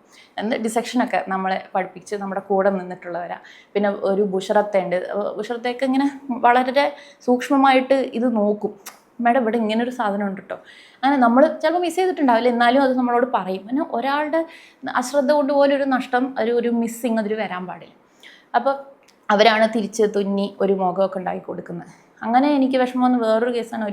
ഒരു പ്രാവശ്യം ഒരു ആള് ചുമട്ട് തൊഴിലാളിയായിരുന്നു. അവർ ഗ്രാനൈറ്റിൻ്റെ വലിയ ബ്ലോക്ക് ഇങ്ങനെ ലോറിയിൽ നിന്ന് ഇറക്കി കയറ്റിച്ച സമയത്ത് അത് പെട്ടെന്ന് വന്ന ആളുടെ മുഖത്ത് വീണുപോയി. വേറെ ശരീരത്തിൽ എവിടെയും ഒരു ഇഞ്ചുറി ഇല്ല, പക്ഷെ മുഖം ചതഞ്ഞു പോയി. അങ്ങനെ മുഖം നഷ്ടപ്പെട്ട ഒരു ആൾ, അത് നമ്മൾ തുന്നി ചേർത്ത് കാണാൻ പറ്റുന്ന ഒരു മുഖമാക്കിയിട്ട് കൊടുത്തു. അപ്പോഴൊക്കെ നമുക്ക് ആ ഒരു സഹാനുഭൂതി എന്നുള്ളതുണ്ട്. നമ്മളെപ്പോലത്തെ ഒരാൾ എന്നുള്ള സഹാനുഭൂതി എപ്പോഴും ഉണ്ട്. അത് വേണമെന്നാണ് ഞാൻ വിചാരിക്കുന്നത്. പിന്നെ വേറൊരു കേസ്, എനിക്ക് അതുപോലെ വിഷമം വന്നൊരു കേസ്, ഒരു കുട്ടി. പക്ഷെ ആ കേസ് പിന്നീട് അതൊരു കോൺട്രവേഴ്ഷ്യലാണ്. ഇതെന്ത് സംഭവിച്ചു എന്നുള്ളത് എനിക്ക് പറയാൻ കഴിയില്ല, എന്തുകൊണ്ട് എന്നുള്ളതൊന്നും. ആ കുട്ടിയുടെ മുഖം പൊട്ടിത്തെറിച്ചു, മുഖം മാത്രം, ഒരു പെൺകുട്ടി, മുഖവും കൈയും. അത് ഫോണ് പൊട്ടിത്തെറിച്ചാന്നുള്ളൊരു ഭാഷയുണ്ട്, അല്ല പന്നിപ്പടക്കമാണെന്നുള്ളൊരിതുണ്ട്. എന്ത് സംഭവിച്ചെന്നുള്ളത് ഇപ്പോഴും അത് തെളിയുന്നേ ഉള്ളൂ, അതിനെക്കുറിച്ച് ഞാൻ പറയാൻ പറ്റില്ല. പക്ഷേ ആ കുട്ടിയുടെ മുഖം അങ്ങനെ ചെതറിപ്പോയി. അപ്പോൾ ആ കേസ്, ബാക്കി എന്ത് കേസും, എത്ര നിഷ്ഠുര കൊലപാതകം, എന്ത് കാര്യവും കണ്ടുകൊണ്ട് നിൽക്കാറുണ്ട്. ഇത് പക്ഷേ കണ്ടുകൊണ്ട് നിൽക്കാനും മനസ്സ് വന്നില്ല, ഒന്നാമത്. പിന്നെ അപ്പുറത്ത് ഞാൻ വേറെ കേസ് ചെയ്യുമായിരുന്നു, അതുകൊണ്ട് പിന്നെ ഇവിടെ വന്ന് നിൽക്കുന്നതും ശരിയല്ല. അപ്പോൾ അത് ചെയ്തു. പക്ഷെ ആ കേസ് കഴിഞ്ഞപ്പോഴും ഞാൻ അങ്ങനെ വന്ന് നോക്കിയില്ല. കാരണം എനിക്കൊരു വിഷമം വന്നത്, ഈ കുട്ടിയുടെ മുഖം ഒന്ന് കാണാൻ കിട്ടിയില്ലല്ലോ വീട്ടുകാർക്ക്, അവരെങ്ങനെ ഇവൻ്റെ മുഖത്ത് നോക്കും എന്നുള്ളൊരു, കാരണം തുന്നിച്ചേർക്കാൻ പോലും ഒരു ഇത് കിട്ടിയില്ല. അങ്ങനെ ഒരു വിഷമങ്ങൾ നമുക്ക് വരാറുണ്ട്. അപ്പോൾ പേടിയേക്കാളും അറപ്പിനേക്കാളും ഒക്കെ ദുഃഖം എന്നുള്ള സാധനമാണ് ചില സമയങ്ങളിൽ. എന്ന് വെച്ചാൽ ദുഃഖം എന്ന് പറഞ്ഞാൽ നമ്മളെന്നും കേസ് ചെയ്ത് കരയാനൊന്നും പറ്റില്ല. അങ്ങനെ കരഞ്ഞു തീർക്കാവുന്ന ദുഃഖമല്ല അത് ഉള്ളിലൊരു ഭാരമാണ്. അങ്ങനെയുള്ളൊരു ഭാരം പല കേസുകൾ ചെയ്യുമ്പോഴും നമുക്ക് വരും. പക്ഷെ അതിങ്ങനെ കുന്നുകൂട്ടി വെക്കുന്നതിലും അർത്ഥമില്ല. അങ്ങനെയാണെങ്കിൽ നമുക്കിത് മുന്നോട്ട് കൊണ്ടുപോകാൻ പറ്റില്ല. അതാണ് ഞാൻ പറഞ്ഞത്, ഞാൻ എഴുത്ത് വീണ്ടും തുടങ്ങിയത് PG കാലത്താണ്. അപ്പോൾ ഇതൊക്കെ ഒന്ന് എഴുതി തീർക്കാന്നുള്ള പല കേസുകളും കാണുമ്പോൾ അതിനെക്കുറിച്ച് അതൊരു കഥ പോലെയോ അങ്ങനെയായിട്ട് എഴുതും. അങ്ങനെ എഴുതിയൊരു കഥയാണ് എൻ്റെ ഒരു കൊളീഗ് ചെയ്തത്. സുധ എന്നാണ് പേര്, പക്ഷേ ആളുടെ പേര് അതായിരുന്നില്ല, ഞാൻ മാറ്റിയിട്ടതാണ്. ഒരു 40 വയസ്സൊക്കെയുള്ള 40s ലേഡിയാണ്. കല്യാണമൊന്നും കഴിച്ചിട്ടുണ്ടായിരുന്നില്ല. ഇപ്പോൾ ഒരാളെ ഒരു ഇഷ്ടം വന്നു. അപ്പോൾ വീട്ടിലൊക്കെ പറഞ്ഞു, വീട്ടുകാർക്ക് അങ്ങനെ വലിയ താല്പര്യമൊന്നുമില്ല, എന്നാൽ വേണ്ടാന്നും പറഞ്ഞില്ല. അപ്പോൾ ഇവരെന്തായാലും ഇറങ്ങിപ്പോകാൻ തീരുമാനിച്ചു. പോയി ഒരു സ്ഥലത്ത് വെയിറ്റ് ചെയ്തു. അമ്പലത്തിൽ വെച്ച് കല്യാണം കഴിക്കാൻ പറഞ്ഞു. ആളവിടെ വരാമെന്ന് പറഞ്ഞു. പക്ഷെ ആൾ വന്നില്ല. അപ്പോൾ അവരുടെ കാരണം അത്രയും ലേറ്റായൊരു സമയത്ത് എന്തോ ഒരു വൈകി വന്ന ഒരു മോഹത്തിൻ്റെ പുറത്ത് ഇറങ്ങി പുറപ്പെട്ട ഒരാൾക്ക് തിരിച്ചവർക്ക് വീട്ടിലേക്ക് പോകാൻ പറ്റിയില്ല. അവർ അവിടെ തന്നെ അമ്പലത്തിൻ്റെ അടുത്ത്, എനിക്ക് ഗുരുവായൂരെന്ന് എൻ്റെ ഓർമ്മ, ഒരു റൂമെടുത്തു, അവിടെ തൂങ്ങി മരിച്ചു. അപ്പോൾ സുധ എന്ന് പറഞ്ഞിട്ട് ഞാൻ അങ്ങനെ ഒരു 8 വരി മാത്രമുള്ളൊരു കഥ എഴുതിയിട്ടുണ്ട്. അങ്ങനെ കുറച്ച് കേസുകളൊക്കെ ഇങ്ങനെ കഥയായിട്ട് എഴുതുക. അപ്പോൾ അങ്ങനെ ഞാൻ കുറച്ച് കാലമായിട്ട് എഴുതുന്നത് മുഴുവനും ഡാർക്കാണ്, എല്ലാം ആത്മഹത്യയും എല്ലാം മരണമാണെന്ന് പറഞ്ഞിട്ട് എൻ്റെ 1-2 ഫ്രണ്ട്സ് എന്നോട് പറഞ്ഞു, നീ ഭയങ്കര നെഗറ്റീവ് ആവുന്നു, ഇടയ്ക്ക് എന്തെങ്കിലും ഒരു പോസിറ്റീവ് എൻഡ് കൊടുത്ത് നോക്കിക്കൂടെ എന്ന് എൻ്റെ ഒരു ഫ്രണ്ട് ചോദിച്ചു. ഒരു ഓൾട്ടർനേറ്റീവ് കൊടുത്തൂടെ? അപ്പോൾ ഞാൻ ആലോചിച്ചു. പക്ഷെ എനിക്ക് തോന്നി അത് ശരിയല്ല. കാരണം ഞാൻ അവരുടെ ജീവിതമാണ് എഴുതുന്നത്, ഞാൻ എഴുതുന്നൊരു കഥയല്ല.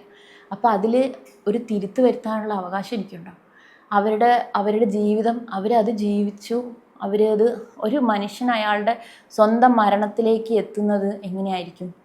അതിങ്ങനെ ആലോചിക്കുമ്പോൾ തന്നെ നമുക്കൊരു ഉള്ളിലൊരു ഭീതി വരും, അല്ലെങ്കിൽ ഒരു വിഷമം വരും. ഒരാൾ സ്വന്തം മരണത്തെക്കുറിച്ച് തീരുമാനിച്ച്, ചിലരത് പ്ലാൻ ചെയ്ത് മരിക്കാൻ വേണ്ടി മനുഷ്യർ എന്തുമാത്രം കഷ്ടപ്പെടുന്നോർത്ത് നമുക്ക് വിഷമം വരും. അങ്ങനെ അയാൾ അതിൽ അവസാനിച്ചു. അപ്പം നമ്മളതെടുത്തിട്ട് കാവ്യാത്മകതയ്ക്ക് വേണ്ടിയിട്ട് അത് മാറ്റി എഴുതുക, അതിലൊരു പോസിറ്റീവ് ചേർക്കുക, ഒരു വെള്ളം ചേർക്കുക ചെയ്യുന്നത് ഒരു നീതിയായിട്ട് എനിക്ക് തോന്നിയില്ല. ഞാൻ അവരുടെ ജീവിതം രേഖപ്പെടുത്തുന്നു. അതാണ് ഞാൻ പറഞ്ഞത്, പലരും അവരുടെ മരണം കൊണ്ട് ആഗ്രഹിക്കുന്നത് തന്നെ എന്നെ ആരെങ്കിലും ഒന്ന് കേട്ടെങ്കിൽ, ആരെങ്കിലും എൻ്റെ ജീവിതം ഒന്ന് അറിഞ്ഞെങ്കിൽ. അവരുടെ സ്റ്റേറ്റ്മെൻറ്റാണ് അവരുടെ മരണം. പലർക്കും ആത്മഹത്യയുടെ കേസിൽ അവർ ലോകത്തോട് വിളിച്ച് പറയാൻ ആഗ്രഹിക്കണം, ഞാൻ ഇവിടെ ഉണ്ടായിരുന്നു, ഞാൻ അനുഭവിച്ചു, ഞാൻ മരിക്കുകയാണെന്ന് അവർ വിളിച്ച് പറയുകയാണ്. അപ്പോൾ അവർക്ക് ഇത്രേ വേണ്ടുള്ളൂ, അവരുടെ ജീവിതം ഒന്ന് അറിയണം, എന്നെ ആരെങ്കിലും ഒന്ന് കേട്ടെങ്കിൽ എന്നാണ്. അതുകൊണ്ട് ഞാൻ അവരെ രേഖപ്പെടുത്തി വെക്കുന്നു. അതിന് അവരുടെ സമ്മതം ഉണ്ടെന്ന് ഞാൻ വിചാരിക്കുന്നു.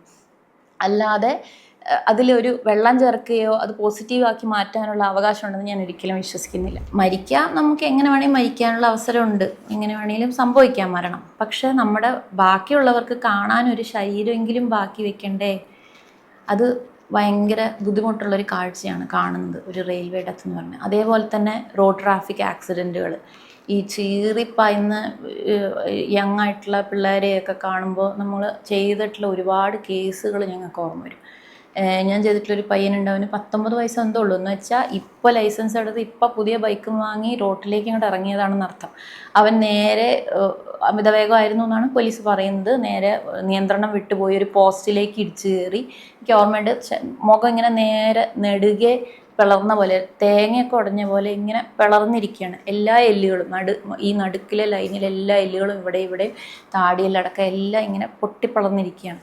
അതിൻ്റെ ആ ആഘാതം ഏറ്റവും കൂടുതൽ റോഡ് ട്രാഫിക്, ഏറ്റവും കൂടുതൽ പോസ്റ്റ്മോർട്ടം ചെയ്യുന്ന ഏത് മെഡിക്കൽ കോളേജിൽ വേണമെങ്കിലും കണക്കെടുത്ത് നോക്കിയോളൂ, എല്ലാവർക്കും ഇത് തന്നെയായിരിക്കും പറയാനുണ്ടാവുക. ഏറ്റവും കൂടുതൽ പോസ്റ്റ്മോർട്ടം ചെയ്യുന്ന കേസുകൾ എപ്പോഴും റോഡ് ട്രാഫിക് ആക്സിഡൻറ്റുകളാണ്. അതിലേറ്റവും കൂടുതൽ, അല്ലെങ്കിൽ ഒരു സിംഹഭാഗം 98% 2 വീലേഴ്സാണ്. അതും അധികം പുരുഷന്മാരാണ്, റൈഡേഴ്സാണ്, ഹെൽമെറ്റ് വയ്ക്കാത്തവരാണ്. ഇതൊന്നും തന്നെ ചിത്രം വളരെ വ്യക്തമാണ്. സത്യം പറഞ്ഞു കഴിഞ്ഞാൽ ആൾക്കാർക്ക് അവയർനെസ് ഉണ്ടാക്കാൻ വേണ്ടിയിട്ട് ഇങ്ങനത്തെ ഒരു പോസ്റ്റ്മോർട്ടത്തിൻ്റെ 4 ചിത്രം മാത്രം കാണിച്ചാൽ മതിയെന്ന് എനിക്ക് തോന്നുന്നു. അതിൻ്റെ ഭീകരത നമുക്ക് അറിഞ്ഞുകൂടാ. അങ്ങനെ ഏറ്റവും കൂടുതൽ മരണങ്ങൾ നടക്കുന്നത് അങ്ങനെയാണ്. പിന്നെ മദ്യത്തിന് അതിലുള്ള പങ്ക് നമുക്ക് പറയാതിരിക്കാനേ പറ്റില്ല, അതുണ്ട്. പിന്നെ സ്ത്രീകൾക്ക് സംഭവിക്കുന്ന അധികവും ബാക്കിലിരിക്കുന്ന പില്യൺ റൈഡർ എന്ന് പറയും, ബാക്കിലിരിക്കുന്ന ആൾക്കാർ, മകൻ്റെ ബാക്കിൽ നിന്ന് യാത്ര ചെയ്യുന്ന അമ്മമാർ, ഭർത്താവിൻ്റെ കൂടെ യാത്ര ചെയ്യുന്ന ഭാര്യമാർ, ഇവർക്കൊക്കെ സ്ത്രീകളുടെ പ്രശ്നം എന്താണെന്ന് വെച്ചാൽ പലരും ചെരിഞ്ഞിരുന്ന് യാത്ര ചെയ്യുന്നവരാണ്. ഈ 2 വീലറിൽ ചെരിഞ്ഞിരിക്കും. അപ്പോൾ വലിയ അമിതവേഗതയൊന്നും ഇല്ലെങ്കിൽ പോലും ചെറിയൊരു ഇംബാലൻസ് വന്നു കഴിഞ്ഞാൽ താഴെ വീഴും. അപ്പോൾ അറ്റ്ലീസ്റ്റ് ചെരിഞ്ഞിരിക്കുന്ന ഒഴിവാക്കുക. ചിലപ്പോൾ ചിലർ സാരി ഉടുക്കുന്നുണ്ട് ഒഴിവാക്കാൻ പറ്റില്ല. അങ്ങനെയാണെങ്കിൽ അറ്റ്ലീസ്റ്റ് ഹെൽമെറ്റെങ്കിലും വെക്കുക. ഹെൽമെറ്റ് വലിയ വ്യത്യാസം ഉണ്ടാകും. കാരണം ഹെൽമെറ്റ് വെച്ച് ആൾക്കാരെ അധികം ഞങ്ങൾ കാണുന്നില്ല. അതിൻ്റെ അർത്ഥം അവരൊക്കെ സർജറിയിലോ ഓർത്തോയിലോ ട്രീറ്റ്മെൻറ്റ് കഴിഞ്ഞ് ജീവിച്ച് വീട്ടിൽ പോകുന്നു എന്നാണ്. അല്ലാതെ അവരാരും വീഴുന്നില്ല എന്നല്ല അതിൻ്റെ അർത്ഥം. ഞങ്ങളധികം മോർച്ചറിയിലേക്ക് ഇങ്ങോട്ട് എത്തുന്നില്ല, എന്നാൽ അവർ ജീവിച്ചു പോകുന്നു. ഹെൽമെറ്റ് വെക്കാത്തവരാണ് അധികവും പോസ്റ്റ്മോർട്ടം ടേബിളിലേക്ക് എത്തുന്നത്. പിന്നെ റോഡ് ട്രാഫിക് ആക്സിഡൻറ്റുകളിൽ നേരത്തെ പറഞ്ഞ പോലെ തന്നെ ഒരു സംഭവം നിങ്ങൾക്ക് ചിലപ്പോൾ ഓർമ്മയുണ്ടാകും. തൃശ്ശൂർ സംഭവിച്ചത് ഒരു ലോറി നിയന്ത്രണം വിട്ടിട്ട് റോഡ് പണി നടക്കുന്നതിൽ റോഡ് ക്ലോസ് ചെയ്ത ഭാഗത്ത്, ബ്ലോക്ക് ചെയ്ത ഭാഗത്ത് ഇത് പണിയെടുക്കുന്ന കുറേ തൊഴിലാളികൾ താമസിക്കുക മീൻസ് അവർ തൽക്കാലം അവിടെ തമ്പടിച്ച് ഇങ്ങനെ കുടുംബങ്ങൾ ചെറിയൊരു ടെൻറ്റ് കെട്ടി ചെറുതായി ഇങ്ങനെ അടുപ്പ് കല്ല് കൂട്ടി ഭക്ഷണം വെച്ച് കഴിച്ച് അവിടെ തന്നെ റോട്ടിൽ തന്നെ കിടക്കുക. അങ്ങനെ ഒരു സെറ്റപ്പിലേക്ക് ബാരിയർ വെച്ച് ബാരിക്കേഡും തകർത്തുകൊണ്ട് ഒരു ലോറി ഓടിക്കേറിയ ഒരു കേസ്. എത്രയോ പേരാണ് അതിൽ മരിച്ചത്. അതിൽ കുറച്ചധികം കേസുകൾ നമ്മൾ തന്നെ ചെയ്തു. ബാക്കി കേസുകൾ തൃശ്ശൂർ ജില്ലാ ഹോസ്പിറ്റലാണ് ചെയ്തത്. അപ്പോൾ അതിലൊരു കേസ്, ഞാൻ ചെയ്ത കേസിൽ അവർ 2 കഷ്ണമായി പോയി. ഒരു അമ്മ കുട്ടി ഒക്കെ ഉണ്ടായിരുന്നു. കുട്ടി അപ്പുറത്തെ ടേബിളിൽ എൻ്റെ ജൂനിയർ ചെയ്യുന്നു. അപ്പോൾ ഈ അമ്മ 2 കഷ്ണമായി പോയി. അപ്പോൾ അതിൻ്റെ കൂടെ അവരുടെ ശരീരഭാഗങ്ങളൊക്കെ ഇങ്ങനെ കവറിലൊക്കെ പെറുക്കിക്കൊണ്ടാണ് വന്നത് പോലീസ്. അപ്പോൾ അതിൽ നിന്നൊരു ആമാശയം കിട്ടി. ആമാശയം മാത്രമേ ഈ സെപ്പറേറ്റ് പീസിൽ നോക്കിയപ്പോൾ ഇവരുടെ ശരീരത്തിൽ ഓൾറെഡി ആമാശയം ഉണ്ട്. അപ്പോൾ ഒരാൾക്ക് ഒരു ആമാശയമേ ഉള്ളൂ. അതിൽ ഭക്ഷണങ്ങൾ വ്യത്യാസമുണ്ട്. പിന്നെ അതേപോലെ ഇവർക്ക് 2 കിഡ്നി ഉണ്ട്, അതല്ലാതെ ഒരു കിഡ്നി കിട്ടി. അപ്പോൾ നമ്മൾ ഇതിന് ആരുടെ? അപ്പോൾ ഈ അപ്പുറത്തെ ടേബിളിലൊന്നും ചെയ്യുന്ന കേസുകൾക്കൊന്നും ഈ പറഞ്ഞ അവയവങ്ങൾ നഷ്ടപ്പെട്ടിട്ടില്ല, അതിൽ ഉണ്ട്. അപ്പോൾ നമ്മൾ ജില്ലാ ഹോസ്പിറ്റലിലെ സാറിനെ വിളിച്ചു വെച്ചപ്പോൾ അവിടെ ഫോറൻസിക് സർജനുണ്ട്. സാറെ വിളിച്ചു വെച്ചപ്പോൾ അവിടുത്തെ ഒരു കേസിൽ കിഡ്നി ഇല്ലായിരുന്നു, ഒരു കേസിൽ ആമാശയം ഇല്ലായിരുന്നു. അങ്ങനെ ആളുകളുടെ ശരീരഭാഗങ്ങൾ പോലും ചെതറിപ്പോയി ഇങ്ങനെ പെറുക്കി കൂട്ടേണ്ട അവസ്ഥ ഉണ്ടായിട്ടുള്ള അവസരങ്ങൾ ഓർമ്മയുണ്ട്. അത് പറഞ്ഞപ്പോഴാണ് നമ്മുടെ മുണ്ടക്കൈ ചൂരൽമല ദുരന്തത്തിൽ അന്ന് ഉണ്ടായതിൽ കേരളത്തിൽ നിന്ന് അങ്ങോളം ഇങ്ങോളം ഒരുപാട് ടീംസ് ഓഫ് ഡോക്ടേഴ്സ് അവിടെ ചെന്ന് ക്യാമ്പ് ചെയ്ത് അവിടെ തന്നെ ഇഷ്ടംപോലെ പോസ്റ്റ്മോർട്ടങ്ങൾ ചെയ്തിരുന്നു. അപ്പോൾ ആൾക്കാർക്ക് പലർക്കും കാരണം നമ്മുടെ അടുത്ത് ഇങ്ങനെ ഹൗസ് സർജൻസോ അല്ലെങ്കിൽ പിള്ളേരൊക്കെ ഇങ്ങനെ സംശയിക്കും, എല്ലാവരും ഉൾപ്പൊട്ടലിൽ മരിച്ചല്ലേ പിന്നെ എന്തിനാണ് പോസ്റ്റ്മോർട്ടം ചെയ്യുന്നത്? അതിൽ ഒരു പ്രധാനപ്പെട്ട ഉദ്ദേശം, ഓട്ടോപ്സിക്ക് പല ഒബ്ജക്റ്റീവ്സ് ഉണ്ട്, പല ഉദ്ദേശ ലക്ഷ്യങ്ങളുണ്ട്. അതിൽ പ്രധാനപ്പെട്ട ഒന്ന് സ്റ്റേറ്റ് അറിയേണ്ട കാര്യം എന്ന് പറഞ്ഞാൽ ഞാൻ പറഞ്ഞല്ലോ, ഇയാൾക്കെതിരെ ക്രൈം നടന്നിട്ടുണ്ടോ, അപ്പോൾ ഇതൊരു മർഡർ ആണോ, ഇതൊരു നരഹത്യയാണോ എന്നറിയലാണ് ഏറ്റവും പ്രധാനപ്പെട്ട കാര്യം. ഇപ്പോൾ ഒരാളെ തൂങ്ങി മരിച്ച നിലയിൽ കൊണ്ടുവന്ന് പോലീസ് ഡോക്ടർ കണ്ടുപിടിക്കാൻ പോകുന്ന, അല്ലെങ്കിൽ നമുക്ക് അറിയേണ്ടത് എന്താണ്, ഇയാൾ തൂങ്ങി മരിച്ചതാണോ അതോ കൊന്നിട്ട് കെട്ടിത്തൂക്കിയതാണോ? ഒരു വെള്ളത്തിൽ നിന്ന് ഒരു ബോഡി കിട്ടി, അത് കൊണ്ടുവരുമ്പോൾ അറിയേണ്ടത് ഇയാൾ വെള്ളത്തിൽ മുങ്ങി മരിച്ചതാണോ കൊന്നിട്ട് ബോഡി വെള്ളത്തിലിട്ടതാണോ? ഒരു തീപ്പൊള്ളലേറ്റ മരണം, അറിയേണ്ടത് ഇയാൾ തീ പൊള്ളി മരിച്ചതാണോ അതോ കൊന്നിട്ട് ബോഡി കത്തിച്ചതാണോ? എല്ലാ കേസിലും ഇത് പ്രധാനമാണ്. ഇതാണ് ഫസ്റ്റ് ക്വസ്റ്റ്യൻ ടു ആൻസർ. ഇത് മർഡർ ആണോ? പിന്നെ ബാക്കി കാര്യങ്ങളൊക്കെ വരും. അതിലൊരു ഒബ്ജക്റ്റീവ് എന്ന് പറയുന്നത് ഒന്ന് ഐഡൻറ്റിഫിക്കേഷനാണ്. അവിടെ നടന്ന കേസുകൾ എന്ന് പറഞ്ഞാൽ ഞങ്ങളുടെ അവിടെ നിന്ന് ഒരു ടീം പോയിട്ടുണ്ടായിരുന്നു. ഞങ്ങളുടെ ഒരു സാറും റെസിഡൻസും ഒക്കെ കൂടി പിന്നെ അസിസ്റ്റൻസ് ഒക്കെ ഉള്ളൊരു ടീം അവിടെ പോയി. നിലമ്പൂരാണ് അവർ ക്യാമ്പ് ചെയ്തത്. അവിടെ നിന്ന് അവർ കേസുകൾ ചെയ്തു. നിലമ്പൂരെന്ന് പറയുന്നത് സംഭവം നടന്ന സ്ഥലത്ത് നിന്ന് ഒരുപാട് കിലോമീറ്ററുകൾ ഇപ്പുറമാണ്. അപ്പോൾ പുഴയിലൂടെ ഒഴുകി വന്നിട്ടുള്ള ശരീരങ്ങളും ശരീരഭാഗങ്ങളുമാണ് അവർക്ക് കിട്ടിക്കൊണ്ടിരുന്നത്. അതിലവർ പറഞ്ഞത് ഒരു പ്രാവശ്യം അവർക്കൊരു ഹാർട്ട് കിട്ടി, ഒരു വലിയ ഹാർട്ട്. അപ്പോൾ അത് മനുഷ്യൻ്റെ ആണെന്ന് തോന്നുന്നില്ല. അപ്പോൾ അവർ പിന്നെ ടെസ്റ്റ് ചെയ്തപ്പോൾ മനസ്സിലായതൊരു കാളയുടെയോ പോത്തിൻ്റെയോ പശുവിൻ്റെയോ മറ്റോ ഹാർട്ടാണ്. അങ്ങനെ മനുഷ്യൻ്റെ ആണെന്ന് പോലും തിരിച്ചറിയാത്ത ശരീരഭാഗങ്ങളൊക്കെയാണ് അവർക്ക് കിട്ടിക്കൊണ്ടിരുന്നത്. അതിൽ നിന്ന് നമുക്കൊരാളെ കണ്ടുപിടിക്കൽ ബുദ്ധിമുട്ടാണ്. DNA ടെസ്റ്റ് ചെയ്താലാണ് സാധിക്കുന്നത്. അങ്ങനെ അതിൽ നിന്നൊക്കെ DNA സാമ്പിൾ എടുക്കുക. അതല്ലാതെ എന്തെങ്കിലും ശരീരഭാഗങ്ങളുണ്ടെങ്കിൽ അതിന് തിരിച്ചറിയാൻ പറ്റുന്ന എന്തെങ്കിലും ലക്ഷണങ്ങളുണ്ടോ നോക്കുക. ആഭരണങ്ങളൊക്കെ വെച്ചിട്ട് അതിൽ പോയിട്ടുണ്ടായിരുന്ന ഒരു അസിസ്റ്റൻ്റായിട്ട് പോയിരുന്ന ചേച്ചി പറഞ്ഞു, ഒരു മോൻ ഇങ്ങനെ കാത്തു നിൽക്കുകയായിരുന്നു, ഒരു വള കണ്ടിട്ട് അത് സ്വന്തം അമ്മയാണോ എന്ന് തിരിച്ചറിയാൻ വേണ്ടിയിട്ട്. ആ വള കണ്ടപ്പോൾ അവനെ തിരിച്ചറിഞ്ഞു എൻ്റെ അമ്മയാണെന്ന്. അപ്പോൾ അവരുടെ മുഴുവൻ ശരീരം കിട്ടിയോന്ന് അറിഞ്ഞൂടാ. അങ്ങനെ ഉള്ള അനുഭവങ്ങൾ, ഇങ്ങനെ എന്താ പറയുക, ദാരുണമായ മരണങ്ങൾ, അങ്ങനെയുള്ള അനുഭവങ്ങളൊക്കെ ധാരാളം നമുക്ക് ഉണ്ടാവും. നമുക്ക് വിഷം വരുന്ന കാര്യങ്ങളെന്ന് പറഞ്ഞാൽ ഇതൊക്കെ നമ്മൾ കാണുന്നു, അത് പക്ഷെ ഉള്ളിലേക്ക് എടുക്കാതെ ഒരു വഴിയിലൂടെ അതിങ്ങനെ പുറത്തേക്ക് അല്ലെങ്കിൽ കളയുന്നു. അല്ലെങ്കിൽ അത് ഉള്ളിൽ നമ്മൾ അടിഞ്ഞുകൂടിക്കൊണ്ടിരുന്നാൽ നമുക്ക് അതുകൊണ്ട് ജീവിക്കാൻ പറ്റില്ല. എന്നാൽ നമുക്ക് ഒരു പേഴ്സണൽ ലൈഫും എല്ലാം ഉണ്ട്, നമുക്കത് കൊണ്ട് നടക്കാൻ പറ്റില്ല. അത് ശരിയല്ല. നമ്മുടെ മനസ്സിനെ ബാധിക്കാൻ തുടങ്ങിക്കഴിഞ്ഞാൽ പിന്നെ നമ്മൾ ശരിയായ രീതിയിൽ ചിന്തിക്കാതാവും. അതും ശരിയല്ല. വളരെ കുഞ്ഞു മക്കളുടെയൊക്കെ കേസുകൾ, ഒരു വയസ്സ് കുഞ്ഞ്, അതിലും താഴെ 6 മാസം പ്രായമുള്ള കുഞ്ഞ്, ദിവസങ്ങൾ പ്രായമുള്ള കുഞ്ഞ്, ഏറ്റവും ചെറുത് ഞാൻ ചെയ്ത് 14 ദിവസം പ്രായമുള്ളതൊക്കെ ചെയ്തിട്ടുണ്ട്. എന്നാലും ഈ ഇടപ്രായത്തിലുള്ള നല്ല തക്കുടു കുഞ്ഞുങ്ങളൊക്കെ നമ്മൾ വെയിറ്റ് നോക്കാനൊക്കെ എടുക്കുമ്പോൾ ഇങ്ങനെ കുഞ്ഞിനെ എടുക്കുന്ന പോലെ ഇങ്ങനെ കോരിയെടുത്ത് വെയിറ്റ് നോക്കും, തിരിച്ചു കൊണ്ടുവന്ന് കിടത്തും. അപ്പോൾ ഈ ബോഡി നമ്മളിങ്ങനെ കീറി മുറിക്കും. അപ്പോൾ എനിക്ക് ഫീൽ ചെയ്തിട്ടുള്ള വിചിത്രമായൊരു സംഗതി എന്ന് ചോദിച്ചാൽ, എന്തോ ഒരു അത്ഭുതകരമായ കാര്യം എന്ന് ചോദിച്ചാൽ, ഇപ്പോൾ നമ്മളത് കാണുമ്പോൾ അതൊരു കുഞ്ഞ്, അയ്യോ കുഞ്ഞ്, നമുക്കിങ്ങനെ കുഞ്ഞായിരിക്കാൻ തോന്നും, നമ്മളിങ്ങനെ തൊട്ട് തലോടും. പക്ഷെ അതിൻ്റെ ജനറൽ ഫൈൻഡിങ്സ് അതെല്ലാം എഴുതി നമ്മൾ ഹെഡ് ടോ എല്ലാം പറയും. കണ്ണിങ്ങനെ ഇരിക്കുന്നു, ഒറിഫൈസസ് ദ്വാരങ്ങൾ ഇങ്ങനെ ഇരിക്കുന്നു, നഖങ്ങൾ ഇങ്ങനെ ഇരിക്കുന്നു, എല്ലാ ഫൈൻഡിങ്സും പറഞ്ഞ് എല്ലാം കഴിഞ്ഞ് the moment that we touch the body with the സ്കാൽപ്പിൽ, ആ കത്തി കൊണ്ട് നമ്മൾ മുറിക്കാൻ ഫസ്റ്റ് ഇൻസിഷൻ ഇടാൻ വേണ്ടി തൊടുന്ന ആ മിനിറ്റിൽ അതൊരു കുഞ്ഞല്ല, അതൊരു ബോഡിയായിട്ട് മാറും. എവിടെയോ ഉള്ളിലൊരു സ്വിച്ച് ഉണ്ട്, ആ സ്വിച്ച് ഓഫാവും. അപ്പം നമുക്കതൊരു കുഞ്ഞല്ല, അതൊരു ബോഡിയായി. അത് ഏത് കേസ് ചെയ്യുമ്പോഴും അങ്ങനെയാണ്. ഒരു സ്ത്രീയല്ല, അതൊരു പുരുഷനല്ല. അല്ലെങ്കിൽ നമുക്കത് ചെയ്യാൻ പറ്റില്ല. ഒരു കുഞ്ഞിൻ്റെ ശരീരം നമുക്ക് വെട്ടിമുറിക്കാൻ പറ്റില്ല. അതെന്തോ പക്ഷെ നാച്ചുറലായി സംഭവിക്കുന്ന ഒരു പ്രോസസ്സാണ്. അത് എനിക്ക് മാത്രം തോന്നിയതുമല്ല, ഞാൻ എൻ്റെ ജൂനിയേഴ്സിനോട് കളീഗ്സിനോടൊക്കെ ഡിസ്കസ് ചെയ്യുമ്പോൾ അവരും പറഞ്ഞു അത് ശരിയാണ്. അത്രയും നേരം നമ്മൾ അയ്യോ എന്ന് വിചാരിക്കും, പക്ഷെ പാവമെന്ന് തോന്നും. പക്ഷെ അപ്പോൾ ആ നിമിഷത്തിൽ അതൊരു ബോഡിയായിട്ട് മാറും, ഒരു പ്രോസസ്സായിട്ട് മാറും. പിന്നെ നമ്മൾ ആ ശരീരത്തിൽ നിന്നും ഓരോ അവയവങ്ങൾ ഇങ്ങനെ നമ്മൾ പരിശോധിച്ച് അത് നമ്മളോട് സംവദിക്കും. നമ്മൾ പുതിയ സംഭവങ്ങൾ അതിൽ നിന്ന് എന്താണ് സംഭവിച്ച അയാൾക്ക് എന്നുള്ളത് കണ്ടെത്തുകയാണ്. ശരിക്കും പോസ്റ്റ്മോർട്ടം കണ്ടു നിൽക്കുന്നത് ഒരു ഭീകരമായ ഒരു പ്രോസസ്സ് തന്നെയാണ്. കാരണം പല ആൾക്കാരും കാണാൻ വേണ്ടിയിട്ട് ഇപ്പോൾ SI കേഡറ്റുമാർ, CPO കേഡറ്റുമാർ, പോലീസിൽ ഉള്ളവർ, ഫോറൻസിക് സയൻസ് വിദ്യാർത്ഥികൾ, നഴ്സിംഗ് സ്റ്റുഡൻസ്, അങ്ങനെ പല, പിന്നെ MBBS സ്റ്റുഡൻസ്, അവരൊക്കെ കാണാൻ വേണ്ടിയിട്ടൊക്കെ വന്ന് നിൽക്കും. കുറേ പേര് കാണും, അതിൽ നിന്ന് 1-2 പേരൊക്കെ കുഴഞ്ഞ് വീഴും. കാരണം നമ്മൾ ഒരു ഇൻസിഷൻ എന്ന് പറഞ്ഞാൽ, ഫസ്റ്റത്തെ ഇൻസിഷൻ എന്ന് പറഞ്ഞാൽ താടിയോട് തുടങ്ങി ജനനേന്ദ്രിയത്തിൻ്റെ തൊട്ട് മേലെ വരെ ഒരു വലിയൊരു ഇൻസിഷൻ ഇടും. 2 സൈഡിലേക്കും ശരീരം ഇങ്ങനെ തൊലിയും മാംസം അടക്കം പൊളിച്ചു മാറ്റും. അപ്പോൾ വയറ് തുറക്കും. വയറിൽ കിടക്കുന്ന ബാക്കി ഓർഗൻസ് അതെല്ലാം നമുക്ക് കാണാൻ സാധിക്കും. ഇൻറ്റെസ്റ്റൈൻ, കുടൽമാല നമ്മൾ പുറത്തെടുക്കും. പിന്നെ ഇവിടെ അതേപോലെ നെഞ്ചിൻ്റെ എല്ല് 2 സൈഡും, നെഞ്ചിൻ്റെ നടുത്തിലുള്ള ഈ പലക എന്ന് പറയുന്ന സ്റ്റേൺ എന്ന് പറയുന്ന എല്ല്, വാരിയെല്ലുകളായിട്ടുള്ള കണക്ഷൻസ് മുറിക്കും. ഇതെടുത്ത് മാറ്റും. ഇതങ്ങനെ ചെറിയ പ്രഷറിലൊന്നും സാധിക്കില്ല, നമ്മളിങ്ങനെ വലിച്ചു പറിക്കുന്ന പോലെയാണ്. അതേ സാധിക്കും, എത്ര ഫോഴ്സ് കൊടുത്താലേ അത് വരുള്ളൂ, നല്ല സ്ട്രോങ് ആണ്. അത് കഴിഞ്ഞിട്ട് നാവിൻ്റെ അടിയിൽ നിന്ന് ഇവിടെ ഇങ്ങനെ ഒരു ഇൻസിഷൻ ഇട്ട് നാവടക്കം ഈ മുഴുവൻ ഓർഗൻസോട് കൂടി ഒരു വലിയ ബ്ലോക്കായിട്ട് എടുത്തുകൊണ്ടുപോയി നമ്മൾ തൊട്ടപ്പുറത്ത് ഇത് ഡിസെക്ഷൻ ചെയ്യാനുള്ള ബോർഡിലേക്ക് വെക്കും. ഇത് കണ്ടു നിൽക്കുന്നത് ഒരു ഭീകരമായ പ്രോസസ്സാണ്. അപ്പം നമ്മളിതൊരു അയ്യോ കുഞ്ഞെന്നോ അയ്യോ ഒരാളെന്നോ വിചാരിച്ച് നമുക്കത് ചിലപ്പോൾ ചെയ്യാൻ പറ്റില്ല. പക്ഷെ മനസ്സിൽ ഓട്ടോമാറ്റിക്കലി ഇത് തുടങ്ങുന്ന സമയത്ത് ഈ സ്വിച്ച് ഓഫാവും.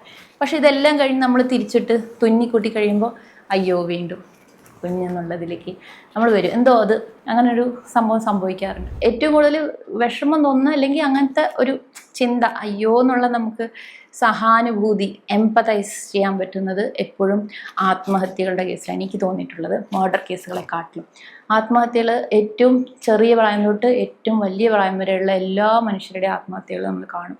ഏറ്റവും ചെറുത് എൻ്റെ ഓർമ്മയിലുള്ളത് 9 വയസ്സായൊരു കുട്ടി തൂങ്ങി മരിച്ചതാണ്. അത്രയും ചെറിയ പ്രായത്തിലുള്ള ഒരു കുട്ടി. അപ്പോൾ നമ്മൾ ജീവിതം എന്താണെന്ന് അറിയുന്നതിന് മുന്നേ പിള്ളേർ എങ്ങനെ ഇത് ചെയ്യുന്നു, എന്ത് പറ്റിയതായിരിക്കും, അയ്യോ എന്ത് പറ്റിയതായിരിക്കും ഈ കുഞ്ഞിന് എന്ന് നമുക്ക് തോന്നും. പിന്നെയുള്ള ഒരു പ്രായം ഇടപ്രായം, കൗമാരപ്രായം, ഒരുപാട് കേസുകൾ അങ്ങനെ വരും. പക്ഷെ അവരാണ് ഏറ്റവും കൂടുതൽ ഇതിൻ്റെ പേരിൽ ഒരു പഴി കേൾക്കുന്ന ഗ്രൂപ്പ്. കാരണം ഒരാൾ പോലും അതിനെ ന്യായീകരിച്ച് പറയില്ല. ഇവനൊക്കെ എന്തിൻ്റെ കേട്, ഈ അച്ഛനും അമ്മയും കുറച്ച് ഓർത്തില്ലല്ലോ, തിന്നത് എല്ലിൻ്റെ ഇടയിൽ കയറിയിട്ട് തൊണ്ടയിൽ വറ്റുവിലങ്ങനെ ഇരുന്നിട്ട് ഇങ്ങനെയാണ് മനുഷ്യനെ കാണുന്നത് തന്നെ. ഒരു ലവ് ഫെയിലിയർ, ഒരു പയ്യൻ ആത്മഹത്യ ചെയ്തു, ഒരു പെൺകുട്ടി ആത്മഹത്യ ചെയ്തു, ഇവർക്കൊന്നും വേറെ പണിയില്ല, ഇവളൊക്കെ തന്തയെ കുറിച്ച് ആലോചിച്ചില്ല, ഇങ്ങനെയുള്ള ആളുകൾ കമൻറ്റ് പറയുന്നത് ഞാൻ കേട്ടിട്ടുണ്ട് ധാരാളം. അത് പറയുന്നതാണ്. അപ്പോൾ എനിക്ക് പറയാനുള്ളത്, ആ ഒരു പ്രായം എന്ന് പറഞ്ഞാൽ അങ്ങനെ ഒരു പ്രായമാണ്. കുമാരനാശാൻ തന്നെ പറഞ്ഞില്ലേ, യുവലോകമേലും ഏകാന്തമാം ചരിതം ആരറിയുന്നു പാരിൽ. നമ്മളൊക്കെ ആ പ്രായത്തിലൂടെ കടന്നു പോയത്. ആ സമയത്ത് എന്തൊക്കെ എന്തൊക്കെയാ തോന്നുന്നത്, എല്ലാത്തിൻ്റെ ഒരു ഹൈറ്റൻഡ് വേർഷനാണ് തോന്നുന്നത്. അവർക്ക് ചിലപ്പോൾ അതങ്ങനെ തോന്നി.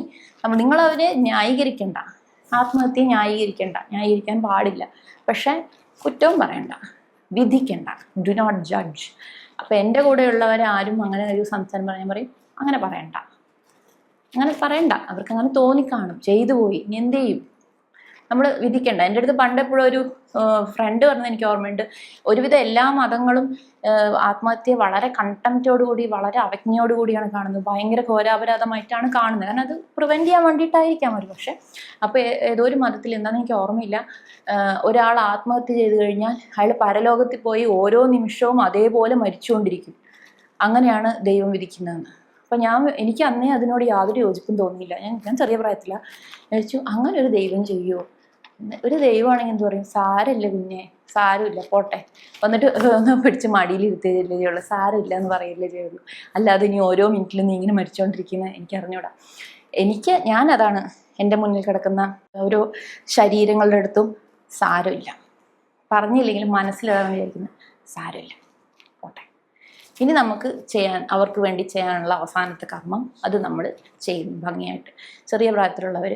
പിന്നെ സ്ത്രീകളുടെ കാര്യത്തിൽ ഒരു പ്രത്യേക കണ്ടെത്തൽ എന്താണെന്ന് വെച്ചാൽ, അത് അധികം അങ്ങനെ മരണം നടന്നിട്ട് വരുമ്പോൾ പോലീസും പറയും, വീട്ടുകാരും പറയും, ഒരു കാരണവുമില്ല, എന്തോ ഭർത്താവുമായിട്ട് ഫോണിൽ കലഹിച്ചു, അപ്പം തന്നെ പോയി തൂങ്ങി, വേറെ ഒരു കാര്യവുമില്ല, വേറെ അവർക്ക് ഒരു ബുദ്ധിമുട്ടുമില്ല. പലപ്പോഴും അത്തരം കേസുകൾ നമ്മൾ കണ്ടെത്തുന്നത് അവരുടെ പ്രീ മെൻസ്ട്രൽ ഫേസിലാണ്, അല്ലെങ്കിൽ പീരിയഡ്സ് ആ ഫേസിലാണ്, മെൻസ്ട്രൽ ഫേസിലാണ്. അതൊരു ആരും ഇതുവരെ കണ്ടെത്താത്ത, അധികം അഡ്രസ്സ് ചെയ്യാത്ത ഒരു സത്യമായിട്ടുള്ളൊരു കാര്യമാണ്. ഈ അടുത്ത കാലത്താണ് മെൻ്റൽ ഡിസീസുകളുടെ പട്ടികയിൽ പോലും അത് ഉൾപ്പെടുത്തിയത്. പ്രീ മെൻസ്ട്രൽ സിൻഡ്രോം എന്നുള്ളൊരു കാര്യം പറഞ്ഞിട്ടുണ്ട്, ആ സമയത്ത് പല ലക്ഷണങ്ങളുണ്ടാവുമെന്ന്. എന്നാൽ അതിൻ്റെ കുറച്ചുകൂടിയും സങ്കീർണമായിട്ടുള്ളൊരു വേർഷനായിട്ടുള്ള peri menstrual dysphoric disorder, PMDD, അതൊരു രോഗാവസ്ഥയായിട്ട് തന്നെ ഈ അടുത്ത കാലത്തെ അംഗീകരിച്ചിട്ടുള്ളൂ. അത് അനുഭവിക്കുന്നവരാണ് ഒരുപാട് സ്ത്രീകൾ. ആ സമയത്ത് അവർക്ക് തോന്നുന്നത് എന്താണ്? കൊല്ലാനുള്ള തോന്നൽ, മരിക്കാനുള്ള തോന്നൽ, കരച്ചിൽ, ബഹളം, ദേഷ്യപ്പെടൽ. ഇത് പക്ഷേ ചുറ്റുമുള്ളവർ കാണുന്നുണ്ട്. ആരും ഇത് ആദ്യമായിട്ട് കാണുന്നതൊന്നുമല്ല, എല്ലാവർക്കും അറിയാം, അത് ആ സമയത്ത് ഉണ്ടാവും. അതിലങ്ങനെ വിടുകയാണ്. അങ്ങനെ പല സ്ത്രീകളും ഓരോ സമയത്ത് ചിലപ്പോൾ പറയും ഞാൻ മരിക്കാൻ പോകുന്നു പറയും. അപ്പോൾ ഇതെല്ലാ മാസം ഉള്ളതല്ലേ, ഒരു ദിവസം അവരത് ചെയ്യുന്നു, ഇത്രയേ ഉള്ളൂ. അപ്പോൾ എന്ത് പറ്റി, ഇവൾക്ക് ഒരു ആവശ്യമില്ലായിരുന്നു എന്ന് നമ്മൾ അപ്പോൾ അവരെ അത് വെച്ച് ജഡ്ജ് ചെയ്യണം. അത് ഒരിക്കലും അഡ്രസ്സ് ചെയ്യാതെ പോകുന്ന ഒരു പ്രശ്നമാണ് സ്ത്രീകളുടെ ഇടയിൽ. അത് ഞങ്ങളുടെ ഒരു സീനിയർ അതിലാണ് തീസിസ് ചെയ്തുകൊണ്ടിരുന്നത്. അതുകൊണ്ടാണ് ഞങ്ങൾ തന്നെ ശരിക്കും പറഞ്ഞാൽ അത് ശ്രദ്ധിക്കാൻ തുടങ്ങിയത്. ശരിയാണല്ലോ, ആത്മഹത്യ ചെയ്യുന്ന സ്ത്രീകളിൽ ഒരു വലിയ വിഭാഗം ആ സമയത്ത് പീരിയഡ്സിൻ്റെ സമയത്തോടനുബന്ധിച്ചാണ് അത് ചെയ്യുന്നതെന്നുള്ളൊരു കോറിലേഷൻ നമുക്ക് കിട്ടിയത്. അല്ലാത്ത പക്ഷം സ്ത്രീകൾ ഇത് പ്രശ്നമുള്ളവർ പോലും എങ്ങനെ ഇത് അതിജീവിക്കുന്നു? കാരണം ഇത് ഓരോ മാസവും ഈ അഗ്നിപരീക്ഷ വരും, ഇതിനൊരു അവസാനമില്ല. അപ്പോൾ അധികം എനിക്ക് തോന്നുന്നു സ്ത്രീകൾക്കൊരു കൂട്ടിപ്പിടുത്തമുണ്ട്. അവരിത് ആരോടെങ്കിലുമൊക്കെ പറയും, ഒരു ഫ്രണ്ട് അല്ലെങ്കിൽ അമ്മ അല്ലെങ്കിൽ ചേച്ചിയോ അനിയത്തിയോ അല്ലെങ്കിൽ അടുത്ത വീട്ടിലെ ചേച്ചി, ആരോടെങ്കിലും ഇവരിങ്ങനെ എല്ലാതും പറയും.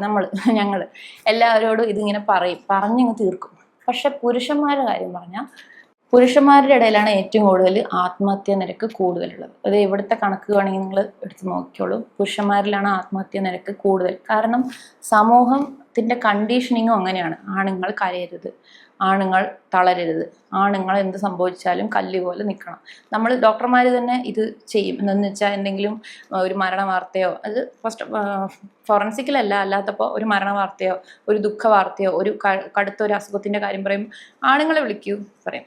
ആണുങ്ങളോടെ പറയുള്ളൂ. കാരണം പെണ്ണുങ്ങളോട് പറഞ്ഞാൽ അവരുടനെ കരയാൻ തുടങ്ങും, പ്രശ്നമാകും. നമുക്കത് ഹാൻഡിൽ ചെയ്യാൻ വയ്യ, അത്രേ ഉള്ളൂ. നമുക്ക് ഒരാൾ മുന്നിൽ നിന്ന് കരഞ്ഞ് എന്ത് ചെയ്യണമെന്ന് അറിഞ്ഞൂടാ, അത് ഹാൻഡിൽ ചെയ്യാനുള്ള സൗകര്യമില്ല. അതുകൊണ്ട് എന്താ പറയുക, ആണുങ്ങളെ വിളിക്കൂ പറയും. അവരെന്ത് കേട്ടാലും കുത്തുകല്ല് പോലെ നിന്നോളും. പക്ഷെ ഉള്ളിൽ തകർന്നടിയാണ്, ഉള്ളിൽ എരിഞ്ഞ് നെരിപ്പോട് കൊണ്ട് നടക്കുന്ന പോലെ മനുഷ്യർ കൊണ്ട് നടക്കും, ആരോടും പറയില്ല. അടുത്ത സുഹൃത്തുക്കളോട് പോലും പുരുഷന്മാർ എന്ത് സംസാരിക്കും? സിനിമയുടെ കാര്യം, രാഷ്ട്രീയം, സ്പോർട്സ്, പിന്നെ ഫൈനാൻസ്, മാക്സിമം പോയാൽ അങ്ങനെ എന്തെങ്കിലും ഒരു കാര്യങ്ങൾ സംസാരിക്കും. വീട്ടിൽ എന്തെങ്കിലും പ്രശ്നമുണ്ടോ? മിണ്ടില്ല. എൻ്റെ ഉള്ളിലൊരു ദുഃഖമുണ്ട്, പറയില്ല. ഞാൻ നാളെ ആത്മഹത്യ ചെയ്യാൻ പോവാണ്, മിണ്ടില്ല. ഇന്ന് രാത്രിയും കൂടി അവരുടെ കൂടെ ഇന്ന് കള്ളുപിടിച്ചിട്ട് നാളെ പോയി ആത്മഹത്യ ചെയ്യും, പറയില്ല. അത് പുരുഷന്മാർക്ക് ഏറ്റവും ഉള്ള ഒരു പ്രശ്നമാണ്. ഇതിനോട് ആൾക്കാർ വിയോജിച്ചെങ്കിൽ എന്ന് ഞാൻ ആഗ്രഹിക്കുന്നു. വിയോജിക്കാൻ നിങ്ങളെ സ്വാഗതം ചെയ്യുന്നു. പക്ഷെ വിയോജിക്കാൻ കഴിയില്ല, അത് ആൾക്കാർ സമ്മതിച്ചിട്ടുള്ള കാര്യമാണ്. അപ്പോൾ അത് പക്ഷെ ഇതിലൊക്കെ നമുക്ക് ആത്മഹത്യയിൽ ഏറ്റവും വിഷമം വരുന്ന, എനിക്ക് പേഴ്സണലി വിഷമം വരുന്ന ഇതൊന്നുമല്ല. ഇങ്ങനെ മരിക്കുന്നവരുണ്ട്, അതല്ലാതെ മദ്യപാനികൾ ഇതിലൊരു വലിയ വിഭാഗമാണ്. മദ്യപാനികളുടെ മരണം എന്നുള്ളത് അതൊരു കോമൺ ഹിസ്റ്ററിയാണ്, നമ്മൾ കേൾക്കുന്ന ഒരു കോമൺ പ്രൊഫൈലാണ്.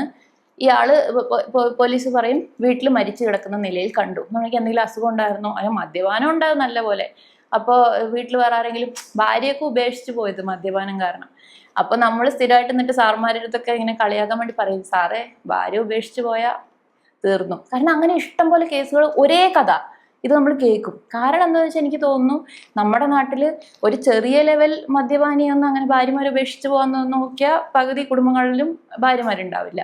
അപ്പോൾ അത്രയും ലെവൽ അവർക്ക് സഹിക്കാൻ പറ്റുന്ന മേലെ പോകുമ്പോഴാണ് ഈ ഭാര്യ ഉപേക്ഷിച്ച് പോകുന്നത്. എന്ന് വെച്ചാൽ അവർ മദ്യപാനത്തിൽ അത്രയും അതിക്രമിച്ചു. അവരുടെ ശരീരവും മനസ്സും ജീവിതവും കുടുംബം എല്ലാം സാമ്പത്തികം എല്ലാം നശിക്കുന്ന ഒരു ഭയങ്കര വിപത്താണ് മദ്യപാനം എന്ന് പറയുന്നത്.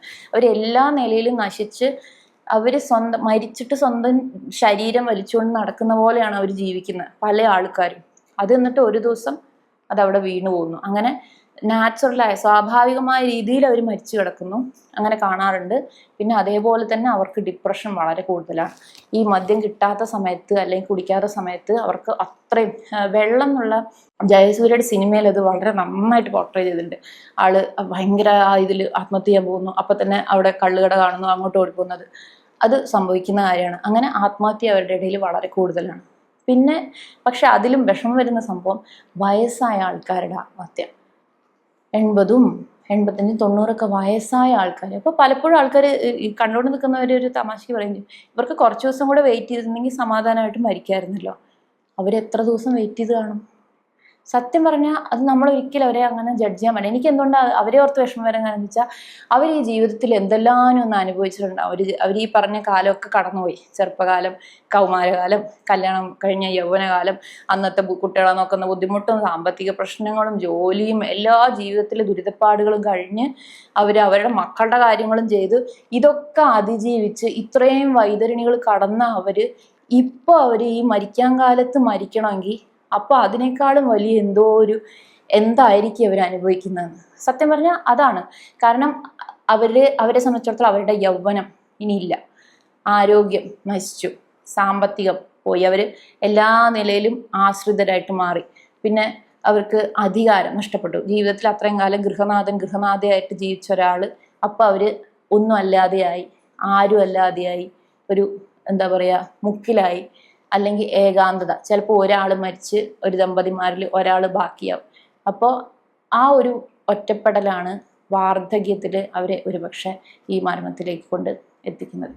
വയസ്സായ ആൾക്കാരുടെ മരണമാണ് ഏറ്റവും ഒരു വിഷമിപ്പിക്കുന്ന കാര്യം വാർദ്ധക്യത്തിലുള്ള.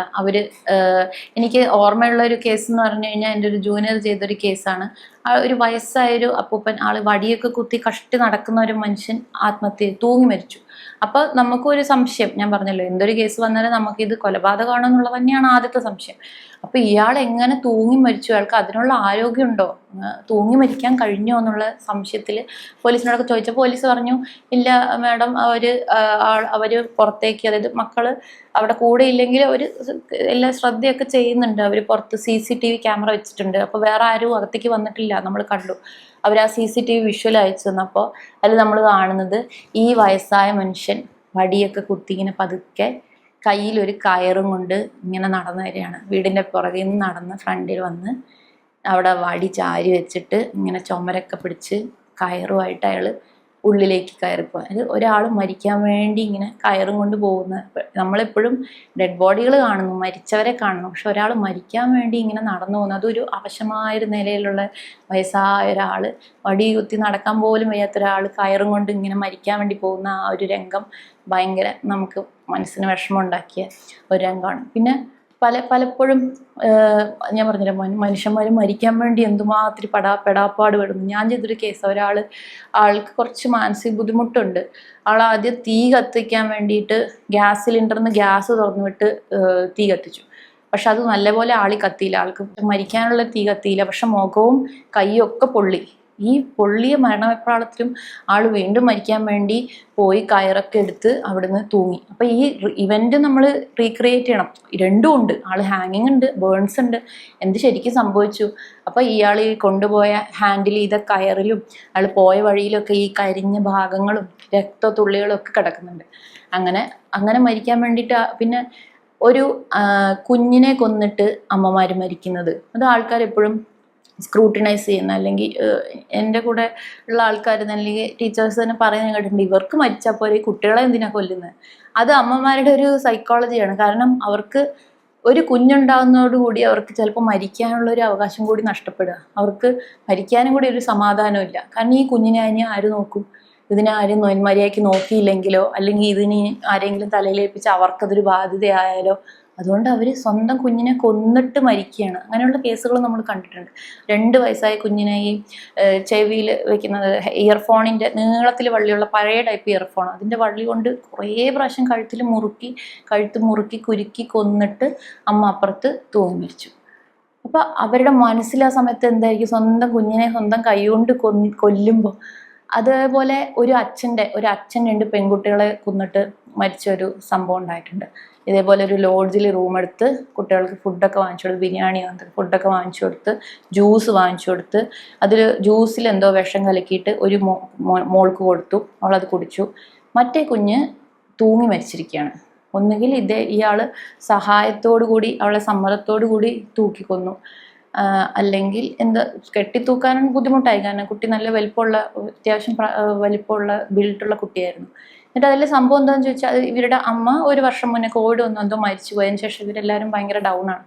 അതിൽ സംഭവം എന്താണെന്ന് ചോദിച്ചാൽ, CCTV വിഷ്വൽസ് പ്രകാരം ഈ കുട്ടികളുടെ മരണസമയം നമ്മൾ പോസ്റ്റ്മോർട്ടം ഫൈൻഡിങ്സിൽ നിന്ന് നമ്മളൊരു ടൈം സിൻസ് ഡെത്ത്, മരിച്ചിട്ട് ഏകദേശം ഇത്ര സമയമായി എന്നുള്ളത് കണ്ടെത്തും. ഈ മരണസമയം വെച്ച് നോക്കുമ്പോൾ ഈ 2 കുട്ടികളെയും കൊന്നതിന് ശേഷം ഇയാൾ പുറത്തു പോയിട്ട് വീണ്ടും അകത്ത് വരുന്നത് CCTVയിൽ കാണാം. അപ്പോൾ ഉടനെ ഒരു കുട്ടിയെ കൊന്ന് ഉടനെ ഒരാൾ മരിക്കുന്ന പോലെയല്ല. ആ മാനസികാവസ്ഥ നമ്മളൊന്ന് ആലോചിച്ച് നോക്കി. ഇയാൾ ഈ 2 കുട്ടികളെയും കൊന്നിട്ട് ഇയാളെ മനസ്സിലപ്പോൾ എന്തായിരിക്കും? ഇയാൾ പിന്നെയും പോയി, എനിക്ക് തോന്നുന്നു പറഞ്ഞ് വാങ്ങിക്കാനോ എന്തെങ്കിലും, അത് പോയി വരുന്ന വരെയുള്ള അയാളുടെ മനസ്സ് എന്തായിരിക്കും എന്നുള്ളത് നമ്മൾ അങ്ങനെയുള്ള കാര്യങ്ങൾ വരാറുണ്ട്.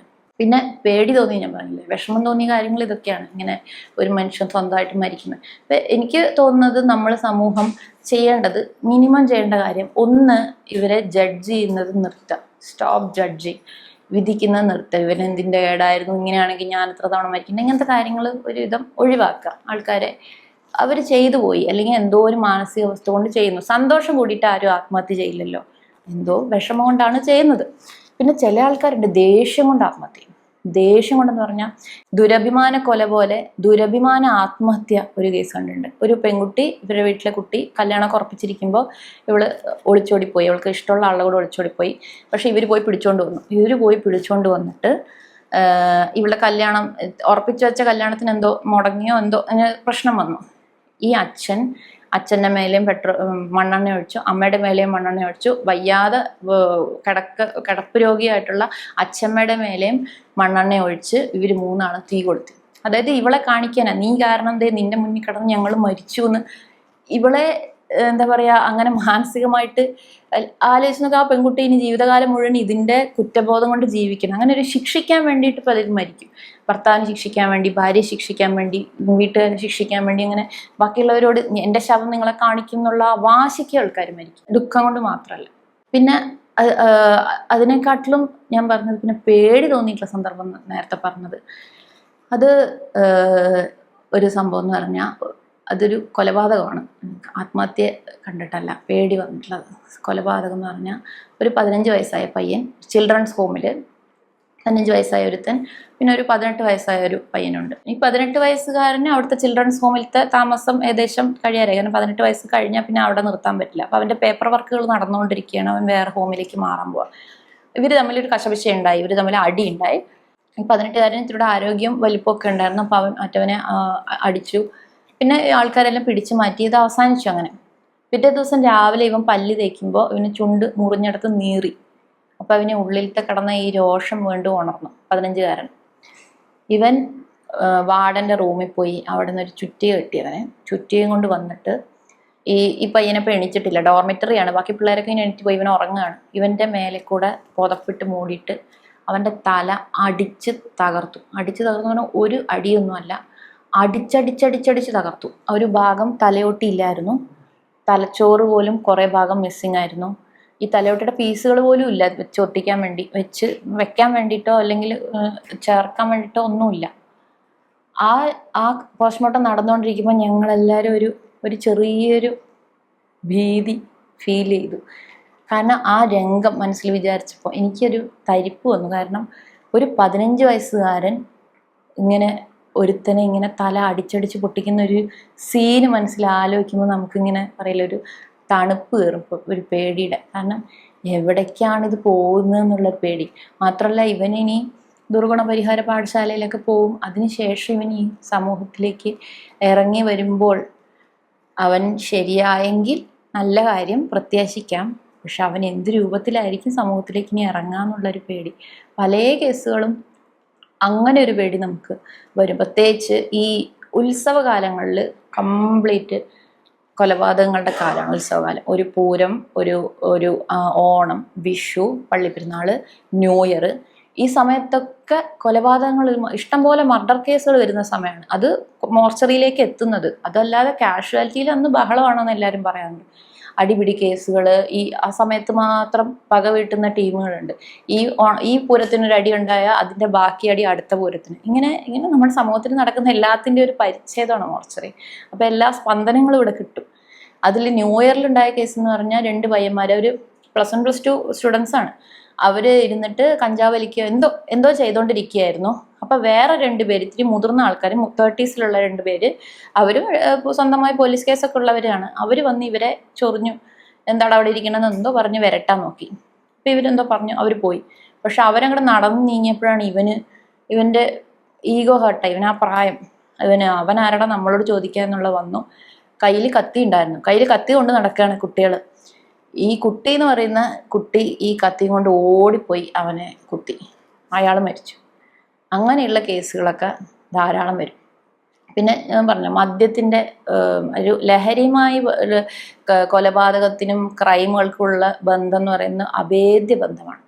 ലഹരി, മദ്യപാനം ഇതുമായിട്ട് എപ്പോഴും റിലേറ്റഡാണ്. ഒന്ന്, ആൽക്കഹോളും വളരെ റോഡ് ട്രാഫിക് ആക്സിഡൻറ്റുകളും തമ്മിൽ നല്ലപോലെ ബന്ധമുണ്ട്. അപ്പം എന്താ സംഭവിക്കുന്നതെന്ന് ചോദിച്ചാൽ, ഈ മദ്യപിച്ചിട്ടാണ് ആക്സിഡൻറ്റ് വന്നതെന്ന് അറിഞ്ഞു കഴിഞ്ഞാൽ ഒരു പക്ഷേ ഇവരുടെ കുടുംബത്തിന് കിട്ടേണ്ട ഇൻഷുറൻസ് തുകയുടെ കാര്യത്തിൽ പോലും ഒരു പ്രശ്നം സംഭവിക്കാം. എന്ന് വെച്ചാൽ നമുക്കതിൽ ഒരു നീക്ക് പോക്കും ചെയ്യാൻ പറ്റില്ല. നമ്മൾ ബ്ലഡ് എടുത്ത് പരിശോധനയ്ക്ക് അയക്കും. അതിൽ ആൽക്കഹോൾ ഉണ്ടെങ്കിൽ അത് തെളിയും. അതിൽ നമുക്കൊന്നും ചെയ്യാൻ പറ്റില്ല. മണം ഉണ്ടെങ്കിൽ നമ്മളത് മണം ഉണ്ടെന്ന് എഴുതുകയും ചെയ്യും.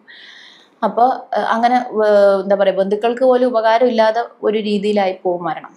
പിന്നെ കൊലപാതകങ്ങളുമായിട്ടുള്ള ബന്ധം എന്ന് പറഞ്ഞാൽ, ഒരുവിധം എല്ലാ കൊലപാതകങ്ങളിലും ചിലപ്പോൾ എന്തെങ്കിലും ഒരു രീതിയിലുള്ള ലഹരിയുടെ സാന്നിധ്യം നമ്മൾ കാണാറുണ്ട്. അതിൽ പ്രത്യേകം ഒരു ഗ്രൂപ്പിൻ്റെ കാര്യം പറയുകയാണെങ്കിൽ, അത് മദ്യപാനത്തിൻ്റെ മാത്രമല്ല, ഈ കൊലപാതകത്തിൻ്റെ കാര്യം പറഞ്ഞാൽ പെട്ടെന്ന് ഓർത്തതാണ്.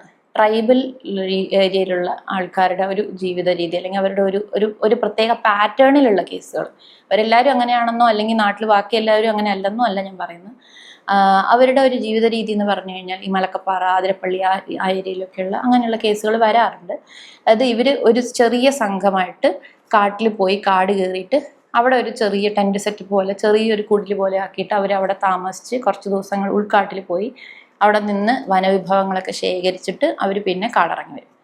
ഈ പോകുന്ന സമയത്ത്, അവിടെ താമസിക്കുന്ന സമയത്ത് പലപ്പോഴും ക്രൈം പോലെ നടക്കാറുണ്ട്. തമ്മിത്തല്ലും പകയും. അതിൽ സ്ത്രീകളും പുരുഷന്മാരും ഒക്കെ ഒരേപോലെ ഈക്വാലിറ്റിയോടുകൂടി മദ്യം ഉപയോഗിക്കുന്നവരാണ്. അപ്പോൾ അതിൽ തർക്കങ്ങൾ നടക്കാറുണ്ട്. അതിൽ ചിലപ്പോൾ കൊലപാതകം, ചിലപ്പോൾ സ്വാഭാവിക മരണമായിരിക്കും. അങ്ങനെ ഞാൻ ചെയ്തൊരു കേസ് സ്വാഭാവിക മരണമായിരുന്നു, വെറും ഹാർട്ട് അറ്റാക്ക് ആയിരുന്നു. പക്ഷേ ഇതിലെന്താ പ്രത്യേകത എന്ന് ചോദിച്ചാൽ, അവിടെ ഒരു കാര്യം നടന്നാൽ അതിൽ നിന്ന് അത് നാട്ടിലേക്ക് അറിയാൻ സമയമെടുക്കും. കാരണം ഇവരാരെങ്കിലും കാടിറങ്ങി വന്നിട്ട് ഇവിടെ റേഞ്ച് ഓഫീസിലോ പോലീസ് സ്റ്റേഷനിലോ നാട്ടുകാരെ അറിയിച്ചിട്ട് ഇവരിവിടുന്ന് ബോഡി കൊണ്ടുവരാനുള്ള സർവ്വസന്നാഹത്തോടെയും കാട് കയറി പോയിട്ട് അവിടുന്ന് ബോഡി തിരിച്ചു ഇറക്കിക്കൊണ്ട് വന്നിട്ട് ഇത് മോർച്ചറിയിൽ എത്തുമ്പോഴേക്കും മിക്കവാറും ഒരു അഴുകിയ സ്റ്റേറ്റിലൊക്കെ ആയിരിക്കും ബോഡി കിട്ടുന്നത്. അങ്ങനെ ഒരു സ്ഥിരം പാറ്റേൺ ഓഫ് കേസുകൾ വരാറുണ്ട്.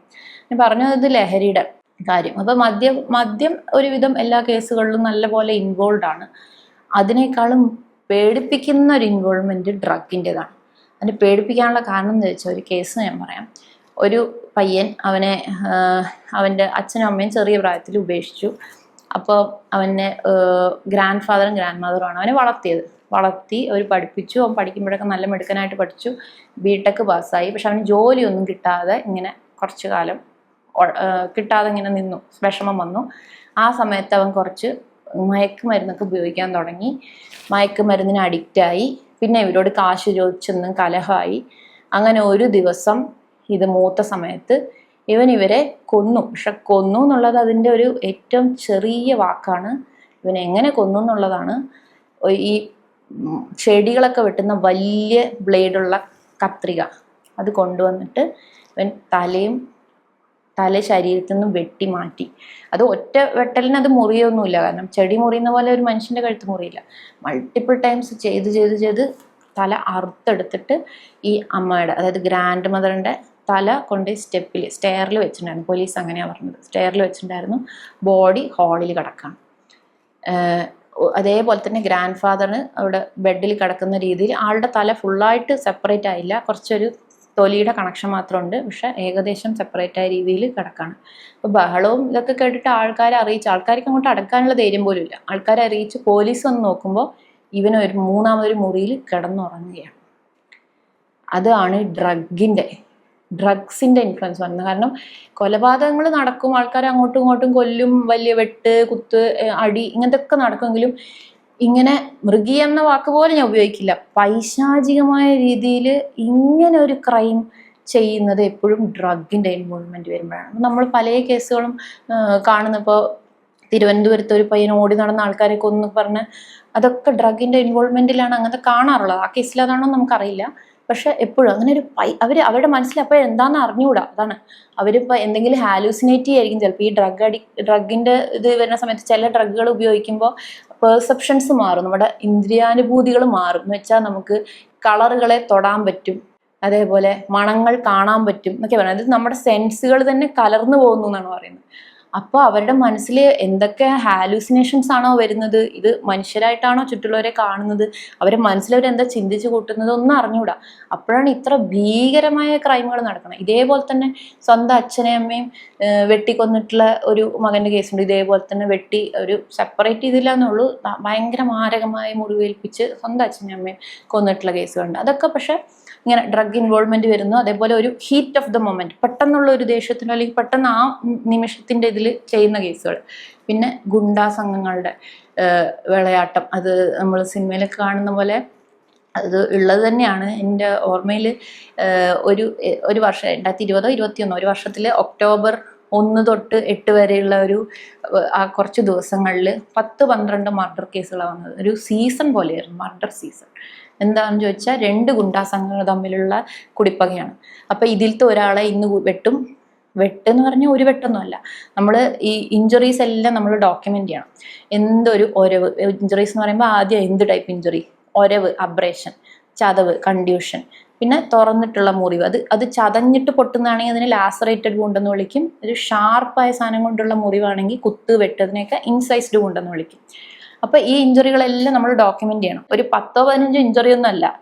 കേസ് ചെയ്യുന്ന ആളും എഴുതുന്ന ആളും ഒക്കെ ക്ഷീണിക്കുന്ന പോലെ 90 ഇഞ്ചുറി, 100 ഇഞ്ചുറി, 100-ൽ മേലെ ഇഞ്ചുറി, 120 ഇഞ്ചുറി ഒക്കെയാണ്.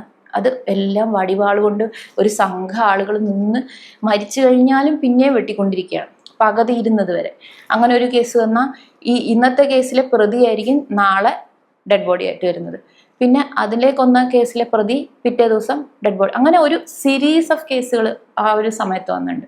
ഒരു സീസൺ ഓഫ് മർഡേഴ്സ്, ഇങ്ങനത്തെ ഗുണ്ടാ സംഘങ്ങളുടെ സംഭവങ്ങൾ. അതൊക്കെ ഒരു ദേഷ്യത്തിൻ്റെ പുറത്ത് ചെയ്യുന്ന, അല്ലെങ്കിൽ പെട്ടെന്ന് ചെയ്യുന്ന, അല്ലെങ്കിൽ ആരെയും അങ്ങനെ ഒളിക്കാതെയൊക്കെ അവർ ചെയ്യുന്ന കാര്യമാണ്. അത് വളരെ എന്താ പറയുക, അഭിമാനപൂർവ്വം ഒക്കെ ചെയ്ത് ആൾക്കാരെ കാണിക്കുന്ന സാധനങ്ങൾ.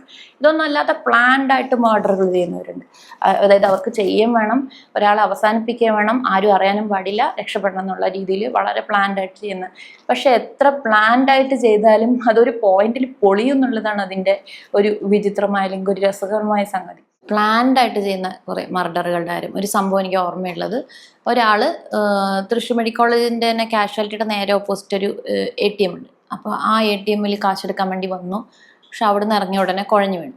അപ്പോൾ അവിടെ തന്നെ അവിടുത്തെ ഒരു ഫാക്കൽറ്റി, ഒരു സാർ ഉണ്ടായിരുന്നു. അപ്പോൾ ആള് CPCR കൊടുത്തു. അപ്പം തന്നെ കാഷ്വാലിറ്റി നേരെ ഓപ്പോസിറ്റാണ്, കാഷ്വാലിറ്റിയിലേക്ക് കയറ്റി. പക്ഷെ ശ്രമിച്ചു, ആളെ രക്ഷപ്പെടുത്താൻ സാധിച്ചില്ല. അപ്പോൾ ഹാർട്ട് അറ്റാക്ക് എന്നുള്ള രീതിയിൽ ആള് മരിച്ചതായിട്ട് സ്ഥിരീകരിച്ചു. ബോഡി കൊടുത്തുവിടാനുള്ള തീരുമാനത്തിലെത്തി. അപ്പോൾ സംഭവം എന്താണെന്ന് വെച്ചാൽ, നമ്മൾ ചില കേസുകൾ പോസ്റ്റ്മോർട്ടം ചെയ്യുന്നു, ചില കേസുകൾ പോസ്റ്റ്മോർട്ടം ചെയ്യുന്നില്ല. അത് എന്തിൻ്റെ അടിസ്ഥാനത്തിൽ എന്നുള്ളത് ആൾക്കാർക്കൊരു സംശയമുണ്ട്. അതേപോലെ ഹോസ്പിറ്റലിൽ എത്തുമ്പോൾ മരിച്ചിട്ടുണ്ടെങ്കിൽ ഡോക്ടർ ഉടനെ പോലീസിനെ അറിയിക്കുന്നു. ഇതൊക്കെ ഒന്ന് ഒഴിവാക്കിക്കൂടെ, നമുക്ക് ബോഡി വിട്ട് തന്നൂടെ, ആൾ അസുഖമുള്ള ആളാണ്, ക്യാൻസർ പേഷ്യൻ്റ് ആണ്, അല്ലെങ്കിൽ ഹാർട്ടിന് അസുഖമുള്ള ആളാണ്. ചില കേസുകൾ ചിലപ്പോൾ വീട്ടിൽ നിന്ന് പുറപ്പെടുമ്പോൾ നെഞ്ചുവേദനയായി പുറപ്പെട്ടു, ആദ്യം ഒരു ചെറിയ ഹോസ്പിറ്റലിൽ പോയപ്പോൾ അവർ അവിടെ നിന്ന് ECG എടുത്ത് അത് ഹാർട്ട് അറ്റാക്കാന്ന് പറഞ്ഞ് അതിൻ്റെ ലോഡിംഗ് ഡോസ് എന്ന് പറഞ്ഞാൽ ആദ്യം കൊടുക്കേണ്ട കുറച്ച് ഗുളികകൾ കൊടുത്ത് വലിയ ഹോസ്പിറ്റലിലേക്ക് പറഞ്ഞു വിട്ട് വഴിയിൽ മരിക്കുന്നവരുണ്ട്. പക്ഷേ രണ്ടാമത്തെ ഹോസ്പിറ്റലിൽ എത്തുമ്പോൾ ആൾ മരിച്ചിട്ടുണ്ടെങ്കിൽ അവിടുത്തെ ഡോക്ടർ ഉടനെ അത് പോലീസിൽ അറിയിക്കും. അപ്പോൾ ആൾക്കാർക്ക് അത് ഡിസ്റ്റർബിങ് ആയിട്ടുള്ള കാര്യമാണ്. അതുപോലെ അത് ഒരു സ്വീകാര്യത കുറവാണ്, ഡോക്ടർമാർ ഇങ്ങനെ ചെയ്യുന്നതെന്നുള്ള ക്വസ്റ്റ്യൻ വരുന്ന സാധനം. സംഭവം എന്താണെന്ന് ചോദിച്ചാൽ ഏതൊരു അസ്വാഭാവിക മരണവും അസ്വാഭാവികം അൺനാച്ചുറലായ എല്ലാം. അൺനാച്ചുറൽ എങ്ങനെയാണെന്ന് ചോദിച്ചാൽ നാച്ചുറൽ അല്ലാത്തതെല്ലാം അൺനാച്ചുറൽ, നാച്ചുറൽ ആണെന്ന് ഉറപ്പില്ലാത്തതെല്ലാം അൺനാച്ചുറലാണ്. നാച്ചുറൽ ആണെന്ന് ഉറപ്പുള്ളത് വയസ്സായിട്ടുള്ള മരണം നാച്ചുറൽ സ്വാഭാവിക മരണമാണ്. അസുഖങ്ങൾ എന്തെങ്കിലും വന്നിട്ടുള്ള മരണം സ്വാഭാവിക മരണമാണ്. അപ്പോൾ അത് അസുഖം എന്ന് പറയുമ്പോൾ ഹാർട്ടിൻ്റെ അസുഖം, ലിവറിൻ്റെ അസുഖം, കിഡ്നിയുടെ അസുഖം ഇതൊക്കെ ആവാം, ഇൻഫെക്ഷൻസ് ആവാം, ഡെങ്കിപ്പനി അങ്ങനെ എന്തെങ്കിലും ആവാം. ഇതൊക്കെ നാച്ചുറൽ എന്ന് നമ്മൾ വിചാരിക്കുന്നു, നാച്ചുറലാണ്.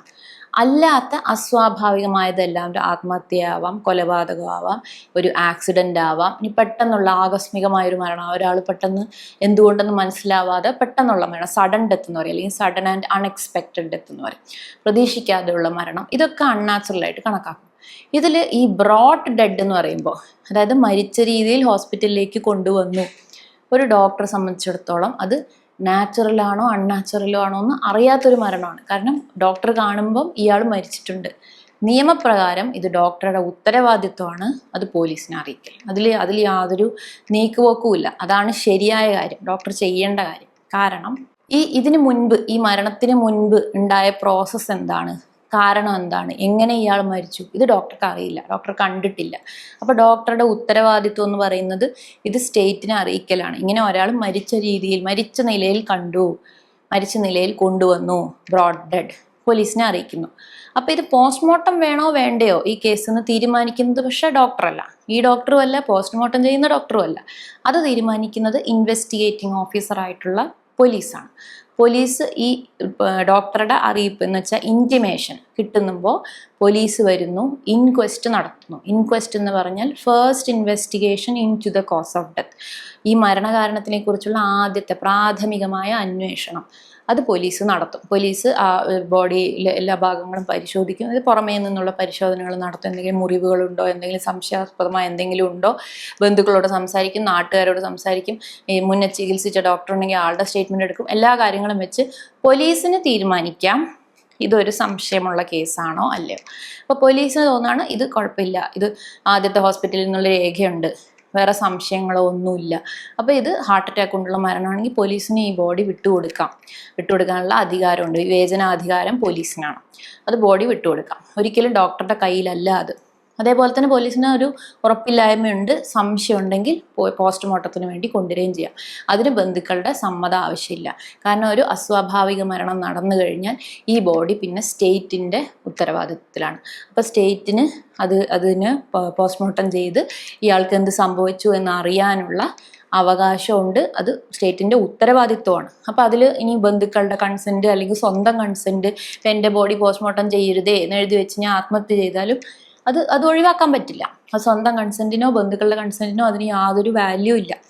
അപ്പോൾ ആൾക്കാർ വിചാരിക്കും അങ്ങനെയാണെങ്കിൽ എങ്ങനെ മരിച്ചാലും, ഇപ്പോൾ വീട്ടിൽ മരിച്ചു നമ്മൾ ഹോസ്പിറ്റലിൽ കൊണ്ടുപോയി കഴിഞ്ഞാൽ ഇതിപ്പോൾ പോസ്റ്റ്മോർട്ടം ചെയ്യണ്ടേ, അതൊരു ബുദ്ധിമുട്ടല്ലേ?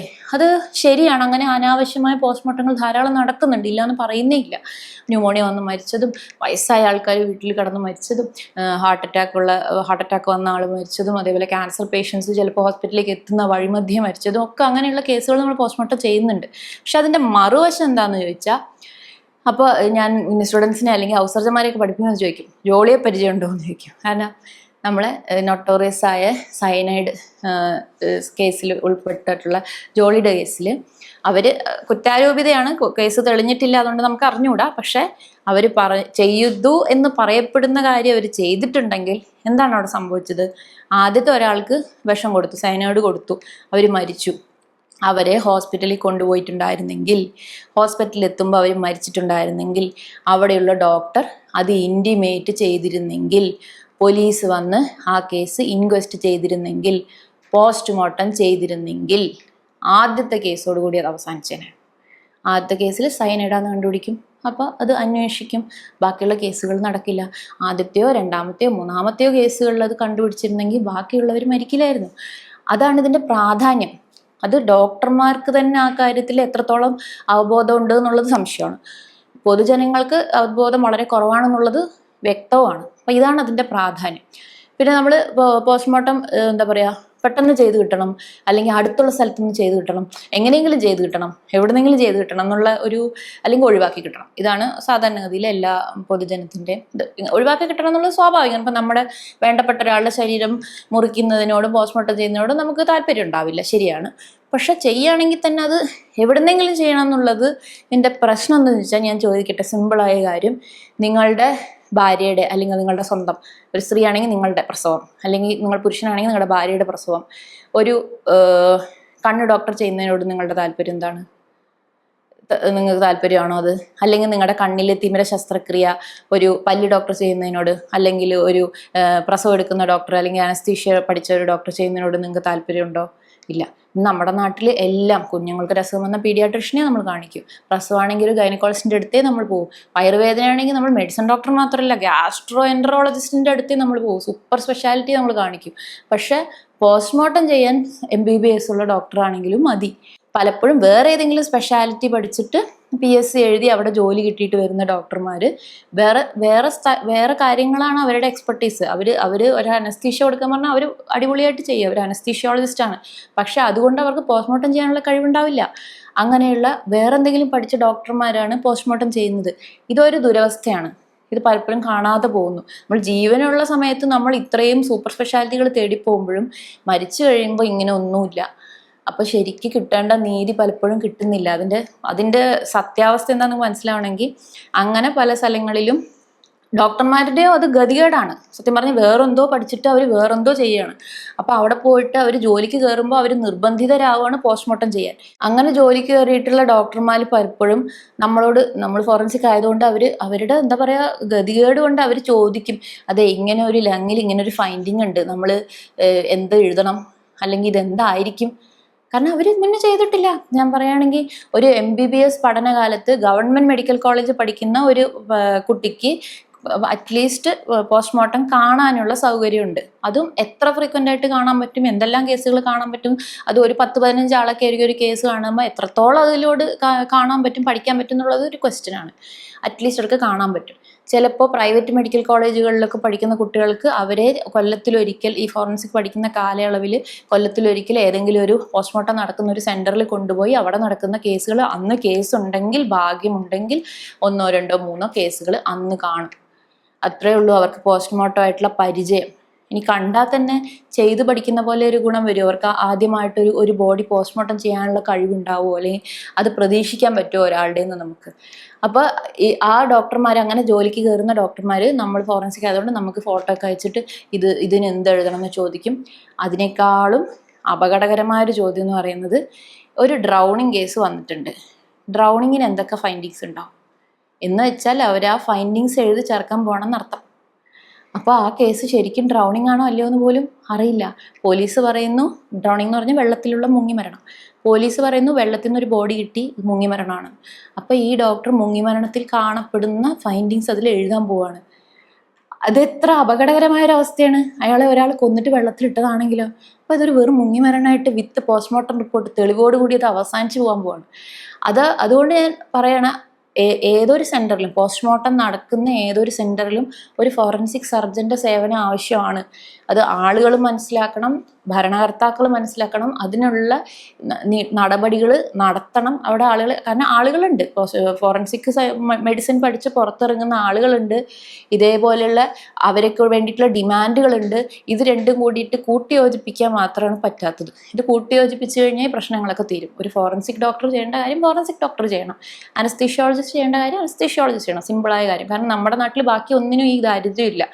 ബാക്കി എല്ലാം നമ്മൾ സൂപ്പർ സ്പെഷ്യാലിറ്റികളടക്കം എല്ലാം കൃത്യമായിട്ട് ചെയ്യുന്നത്. ഇതിന് മാത്രം ഈ ഒരു എന്താ പറയുക അപാകത കാണിക്കേണ്ട ആവശ്യമില്ല. അപ്പോൾ ഞാൻ പറഞ്ഞു വന്നത്, അപ്പോൾ ഈ മനുഷ്യൻ, അതായത് സ്വാഭാവികമായിട്ട് അസ്വാഭാവിക മരണം എന്ന് പറഞ്ഞു. അപ്പോൾ ഇദ്ദേഹം ഹാർട്ട് അറ്റാക്ക് എന്ന് പറഞ്ഞു അവിടെ കുഴഞ്ഞു വീണു. അപ്പോൾ ഹോസ്പിറ്റലിൽ ചെന്നു, അവർ കുറച്ച് നേരം ശ്രമിച്ചു, മരിച്ചു.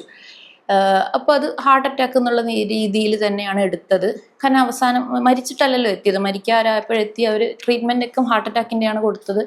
അപ്പോൾ ബോഡി വിട്ടുകൊടുക്കാനുള്ളൊരു തീരുമാനത്തിലെത്തിയ സമയത്ത് വീട്ടിൽ നിന്നുള്ളൊരു വിവരം കിട്ടുകയാണ്, വീട്ടിൽ പണിക്ക് വന്നിട്ടുണ്ടായിരുന്ന 2 ആൾക്കാർക്ക് എന്തൊക്കെയോ ദേഹാസ്വാസ്ഥ്യം, ഛർദ്ദിക്കുന്നു, കുഴയുന്നു. അവർ വീട്ടിൽ നിന്ന് ഭക്ഷണം കഴിച്ചിട്ടുണ്ട്. ഈ മനുഷ്യനും വീട്ടിൽ നിന്ന് ഭക്ഷണം കഴിച്ചിട്ടാണ് ഇറങ്ങിയത്. അപ്പോൾ ഒരു ദുരൂഹത വന്നു അതിൽ. ഇയാൾ കടലക്കറിയും പുട്ടോ എന്തോ ഭക്ഷണം കഴിച്ചു, ഇവരും അതേ കടലക്കറി കഴിച്ചു. വേറെ ആരും പ്രാതൽ കഴിച്ചിട്ടുമില്ല. കഴിച്ചവർക്കൊക്കെ പ്രശ്നം.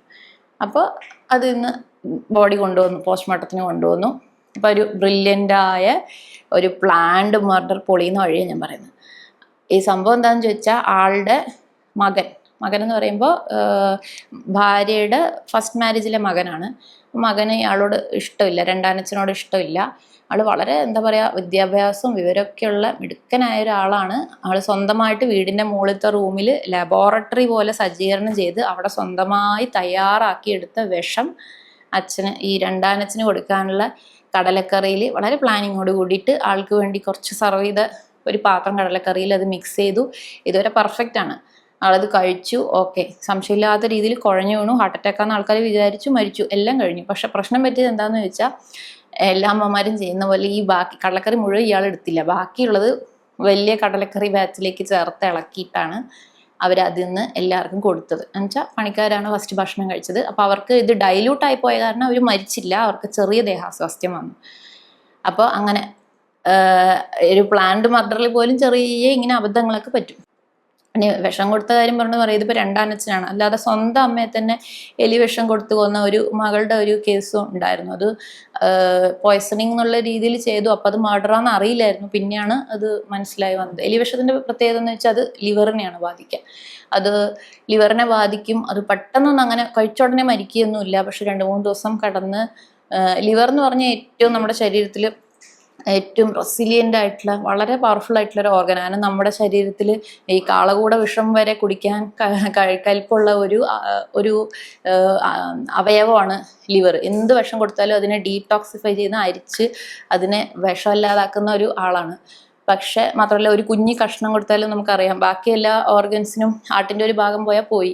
കിഡ്നി ഒരു ഫുൾ കിഡ്നി തന്നെ വെക്കണം. പക്ഷെ ലിവർ ഒരു കഷ്ണം വെച്ചാലും ആ ലിവറിന് സ്വയമായിട്ട് എന്താ പറയുക വലുതായി വരാനറിയാം. അതേപോലെ ചെറിയൊരു കഷ്ണത്തിന് നന്നായിട്ട് പണിയെടുക്കാൻ പറ്റും. എന്നാലും അതിനൊരു കപ്പാസിറ്റി ഉണ്ട്. അപ്പോൾ ആ കപ്പാസിറ്റി തീർന്നു കഴിഞ്ഞാൽ പിന്നെ ഒരു തിരിച്ചുവരവില്ല. പിന്നെ ലിവർ മാറ്റി വയ്ക്കുക എന്നുള്ള ഒരു ഇതേ ഉള്ളൂ. ഇപ്പം എലിവിഷം കഴിക്കുന്നവർക്ക് അതാണ് സംഭവിക്കുന്നത്. അവർ ഉടനെ അങ്ങനെ പെട്ടെന്ന് അങ്ങനെ മരിക്കില്ല. പക്ഷെ ആ ലിവറിന് ഡാമേജ് സംഭവിച്ചു കഴിഞ്ഞാൽ പിന്നെ ലിവർ ട്രാൻസ്പ്ലാന്റേഷൻ എന്നുള്ളൊരു ഇതേ ഉള്ളൂ. അതിനെല്ലാവർക്കും സാഹചര്യമോ സാമ്പത്തികമോ ഒന്നും ഉണ്ടാവില്ല. അപ്പോൾ മരിച്ചു പോകുക ഒരു വഴിയുള്ളൂ. അപ്പോൾ ആ കേസിൽ അത് മകളാണ് കൊടുത്തതെന്നുള്ളത് പിന്നീട് തെളിഞ്ഞു. പക്ഷെ എങ്ങനെയൊക്കെ പ്ലാൻ ചെയ്ത കേസുകളും അവസാനം പുറത്തു വരുന്ന എങ്ങനെയായിരിക്കും എന്ന് ചോദിച്ചാൽ, ചിലപ്പോൾ അത് സ്വന്തം വഴിയേ ആയിരിക്കും. അതെങ്ങനെയെങ്കിലും ഒന്ന് പുറത്തു വരും. അതിനൊരു സംഭവമുണ്ട്. അന്ന് ഞാൻ ജോയിൻ ചെയ്ത സമയം ഫസ്റ്റ് ഇയറിലാണ്. അപ്പോൾ ഇങ്ങനെ ആവേശം കൊണ്ട് നിൽക്കുന്ന ഒരു സമയം. അപ്പോൾ ഒരു ഞായറാഴ്ച ഒരു കേസുണ്ട് ചങ്ങരംകുളത്ത്. അപ്പോൾ പോകുന്നു എന്ന് ചോദിച്ചു. ഞായറാഴ്ച ഡ്യൂട്ടി ദിവസം അല്ലായിരുന്നു അന്ന്.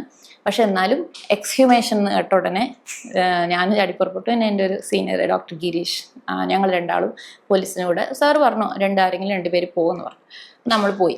എക്സ്ഹ്യൂമേഷൻ എന്ന് പറഞ്ഞാൽ ഓൾറെഡി കുഴിച്ചിട്ടിട്ടുള്ളൊരു ബോഡി കുഴി തോണ്ടി എടുത്തിട്ട് നമ്മൾ പരിശോധിക്കുന്നതാണ്. അപ്പം അത് ഒന്നുകിൽ ഒരാളെ കൊന്നു കുഴിച്ചിട്ടതാവാം, അല്ലെങ്കിൽ ഒരു ശവസംസ്കാരം നടത്തിയ ഉടനെ വീണ്ടും കുഴിച്ചെടുക്കുന്നതും ആവാം. ഇതെന്തായിരുന്നു സംഭവം എന്ന് ചോദിച്ചാൽ, ഈ പയ്യൻ ഒരു കുറച്ച് അങ്ങനത്തെ എന്താ പറയുക, ഈ വെള്ളിമൂങ്ങ നക്ഷത്രാമ അങ്ങനത്തെയൊക്കെ ഒരു സെറ്റപ്പ് ഉള്ള ആൾക്കാരാണ്. ഇവൻ്റെ ഫ്രണ്ട്സും ഒക്കെ അങ്ങനത്തെ കുറച്ച് തട്ടിപ്പുകളൊക്കെ ആയിട്ട് ജീവിക്കുന്ന ഒരു ടീമാണ്. അപ്പം ഇവനെ എന്നിട്ട് വേറെ 2-3 കൂട്ടുകാർ ചേർന്നിട്ട് പഞ്ചലോക വിഗ്രഹം കൊടുക്കാമെന്ന് പറഞ്ഞു. അവൻ്റെ നിന്ന് കുറേ കാശ് വാങ്ങിച്ചു. പിന്നെ ഇവൻ തിരിച്ചു ചോദിച്ചുകൊണ്ടിരിക്കുമ്പോൾ ഇവർ ഓരോ ഇതൊക്കെ പറഞ്ഞു. ഒരു പ്രാവശ്യം ഇവരുടെ അടുത്ത് കൊടുക്കാനില്ല, സാധനം ഇല്ല ഇവരുടെ അടുത്ത്. അപ്പോൾ ഇവനെ അവസാനിപ്പിക്കാൻ തീരുമാനിച്ച് ഇവനെ വിളിച്ചോണ്ട് പോയി. എന്നിട്ട് പറഞ്ഞു, ഇത് കാണിച്ചു തരാം, ഇതാദ്യം നീ കാണും, പക്ഷെ ഇത് കാണുമ്പോൾ ഇതിന് ഭയങ്കര തേജസ് ഇതൊക്കെ, അപ്പം നീ കുഴഞ്ഞ് വീണ് പോരുത്, അതുകൊണ്ട് ഇരുത്തിയിട്ട് കസേരയിൽ ഇരുത്തി കൈയൊക്കെ കെട്ടിയിട്ട് കാണിക്കാമെന്ന് പറഞ്ഞു. അപ്പോൾ ഇപ്പം എന്താ പറയുക, ബാക്കിയുള്ളവരെ പറ്റിച്ച് നടക്കുന്ന ഒരാളെ പിന്നെ വേറെ കുറച്ച് പേര് പറ്റിക്കുകയാണ്. എന്നിട്ട് ഇവനെ കസേരയിൽ ഇരുത്തി കണ്ണും കെട്ടി, കാരണം ഇതിൻ്റെ തേജസ് എന്നൊക്കെ പറഞ്ഞ് അവർ കണ്ണ് കെട്ടി. ഇത് പോലീസിനോട് അവർ എന്താ പറയുക പിന്നീട് വന്ന കഥയാണ്. കണ്ണും കെട്ടി കയ്യും കെട്ടിയിട്ട് പിന്നെ തലയ്ക്കടിച്ചും കഴുത്ത് മുറിക്കും കൊന്നു. എന്നിട്ട് അവനെ ഒരു ചാക്കിൽ കെട്ടി 2-3 ലെയർ ചാക്കിലൊക്കെ കെട്ടി ഒരു സ്ഥലത്ത് കൊണ്ടുവന്നിട്ട് ഡംപ് ചെയ്തു. ഞങ്ങൾ പോയപ്പോൾ ഉള്ള സീൻ എന്ന് പറഞ്ഞാൽ ഞങ്ങൾ അവിടെ ചെന്നപ്പോൾ ഒരു ചിക്കൻ കട, അതിൻ്റെ അടുത്തൊരു ഹോട്ടല്, അതിൻ്റെ ബാക്കിൽ റെസിഡൻഷ്യൽ ഏരിയയാണ്, വീടുകൾ, ഇതിൻ്റെയൊക്കെ ഇടയിലായിട്ട് ഒരു ഉപയോഗശൂന്യമായൊരു കിണറ്റിനുള്ളിൽ വേസ്റ്റാണ് ഇടുന്നത്. ഇതേപോലെ ചിക്കൻ കടയിലെ മാലിന്യം, അങ്ങനെ പല സ്ഥലത്തുനിന്ന് വണ്ടിയിലൊക്കെ മാലിന്യം കൊണ്ടുവന്ന് തള്ളുന്ന ഒരു മാലിന്യ കൂമ്പാരമാണ്. അതിൽ നിന്ന് ഇങ്ങനെ മാന്തി എടുത്തിട്ട് ഒരു വലിയ മല പോലെ ഒരു കൂമ്പാരം കൂട്ടി വെച്ചിട്ടുണ്ട്. JCBയും ആൾക്കാരും ഒക്കെ ഇങ്ങനെ കോരി കൂട്ടിക്കൊണ്ടിരിക്കുക.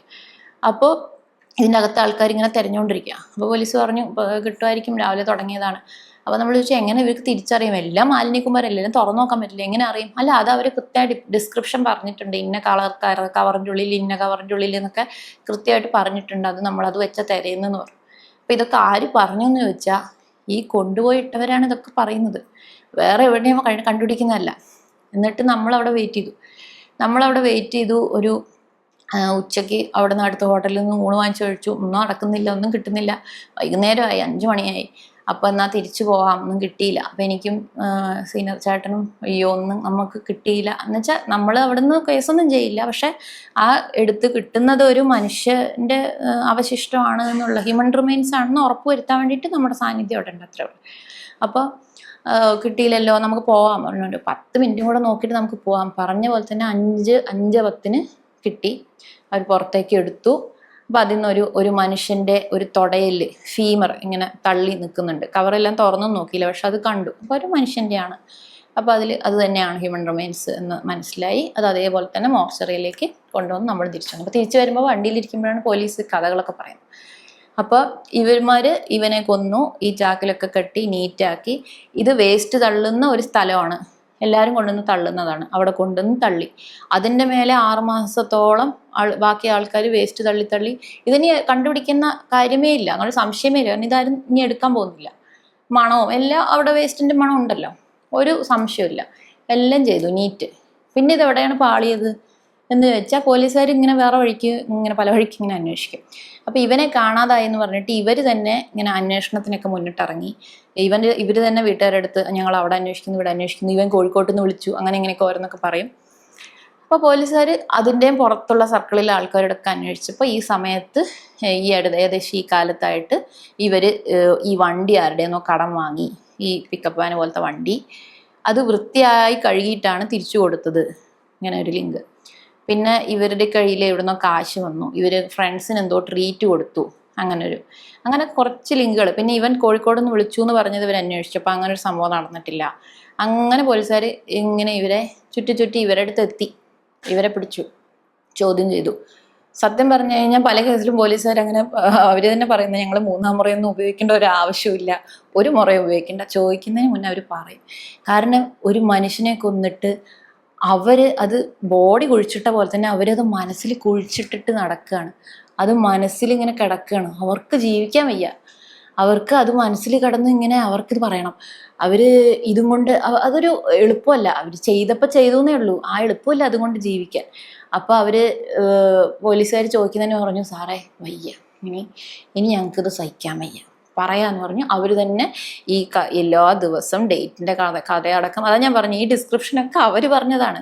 ഇന്ന സ്ഥലത്ത് ഇന്ന കളർ കവറിൻ്റെ അകത്ത് വേറെ കളറിൻ്റെ എല്ലാം വ്യക്തമായിട്ട്, തത്ത പറയുന്ന പോലെ എന്ന് പറഞ്ഞ പോലെ എല്ലാം വ്യക്തമായിട്ട് അവരാണ് പറഞ്ഞു കൊടുത്തത്.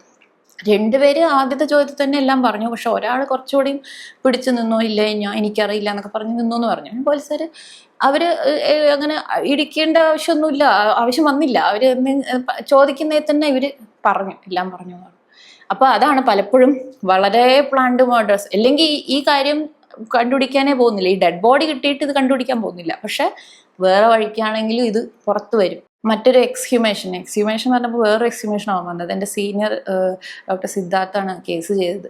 അത് ഇതേപോലെ ഒരു അന്യസംസ്ഥാന തൊഴിലാളികൾ ഒരു വീട് വാടകയ്ക്ക് എടുത്തിട്ട് അവരവിടെ ജോലി ചെയ്ത് അവിടെ താമസിക്കുകയാണ്. അപ്പോൾ അതിൽ 2 നിലയുണ്ട്. അപ്പോൾ അതിലൊരു ഫാമിലി ഉണ്ട്, ഭാര്യയും ഭർത്താവുണ്ട്, പിന്നെ വേറെ 2 പയ്യന്മാരുണ്ട്, അവരൊക്കെ ഉണ്ട്. അപ്പോൾ ഇതിൽ ഒരാളെ, ഈ ഹസ്ബൻഡിനെ കാണാനില്ല. ഇവർ തന്നെ പോലീസ് സ്റ്റേഷനിൽ കേസ് കൊടുത്തിട്ടുണ്ട്, ഇയാളെ കാണാനില്ല. അതിനുശേഷം പിന്നെ പോലീസ് അപ്പോൾ ഇങ്ങനെ പല വഴിക്ക് ഇങ്ങനെ അന്വേഷിക്കുന്നുണ്ട്.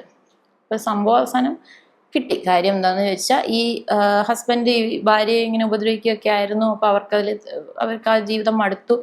ഈ കൂടെയുള്ള പയ്യനെയാണ് അവർക്ക് ഇഷ്ടം. അതേപോലെ ഈ പയ്യനും അവരെ വലിയ ഇഷ്ടം. ചേച്ചി എന്നാണ് അവൻ പറയുന്നത്, അവരെ ചേച്ചി എന്നാണ് പറയുന്നത്. പക്ഷെ അവർ തമ്മിൽ ഇഷ്ടമാണ്. അപ്പോൾ അവര് പിന്നെ ഒരാളുടെയും കൂടിയും അതിൽ ഇൻവോൾവ്മെന്റ് ഉണ്ട്. ഭർത്താവിനെ അടിച്ചു കൊന്നു. എന്നിട്ട് ഇവരുടെ വീടിൻ്റെ ബാക്കിൽ തന്നെ കുഴിച്ചിട്ടിട്ടുണ്ട്. അപ്പോൾ നമ്മളവിടെ പോയി സീനൊക്കെ ഒന്ന് കണ്ടു, വീട് കണ്ടു. അപ്പോൾ ഇവൻ തന്നെയാണ് കൊണ്ടുവന്ന് എല്ലാം കാണിക്കുന്നത്. ഈ കട്ടിലിട്ടാണ് അടിച്ചു കൊന്നത്. കുറച്ച് ഹിന്ദിയിലും ഒക്കെ മലയാളത്തിലും ഒക്കെ പറയുന്നുണ്ട്.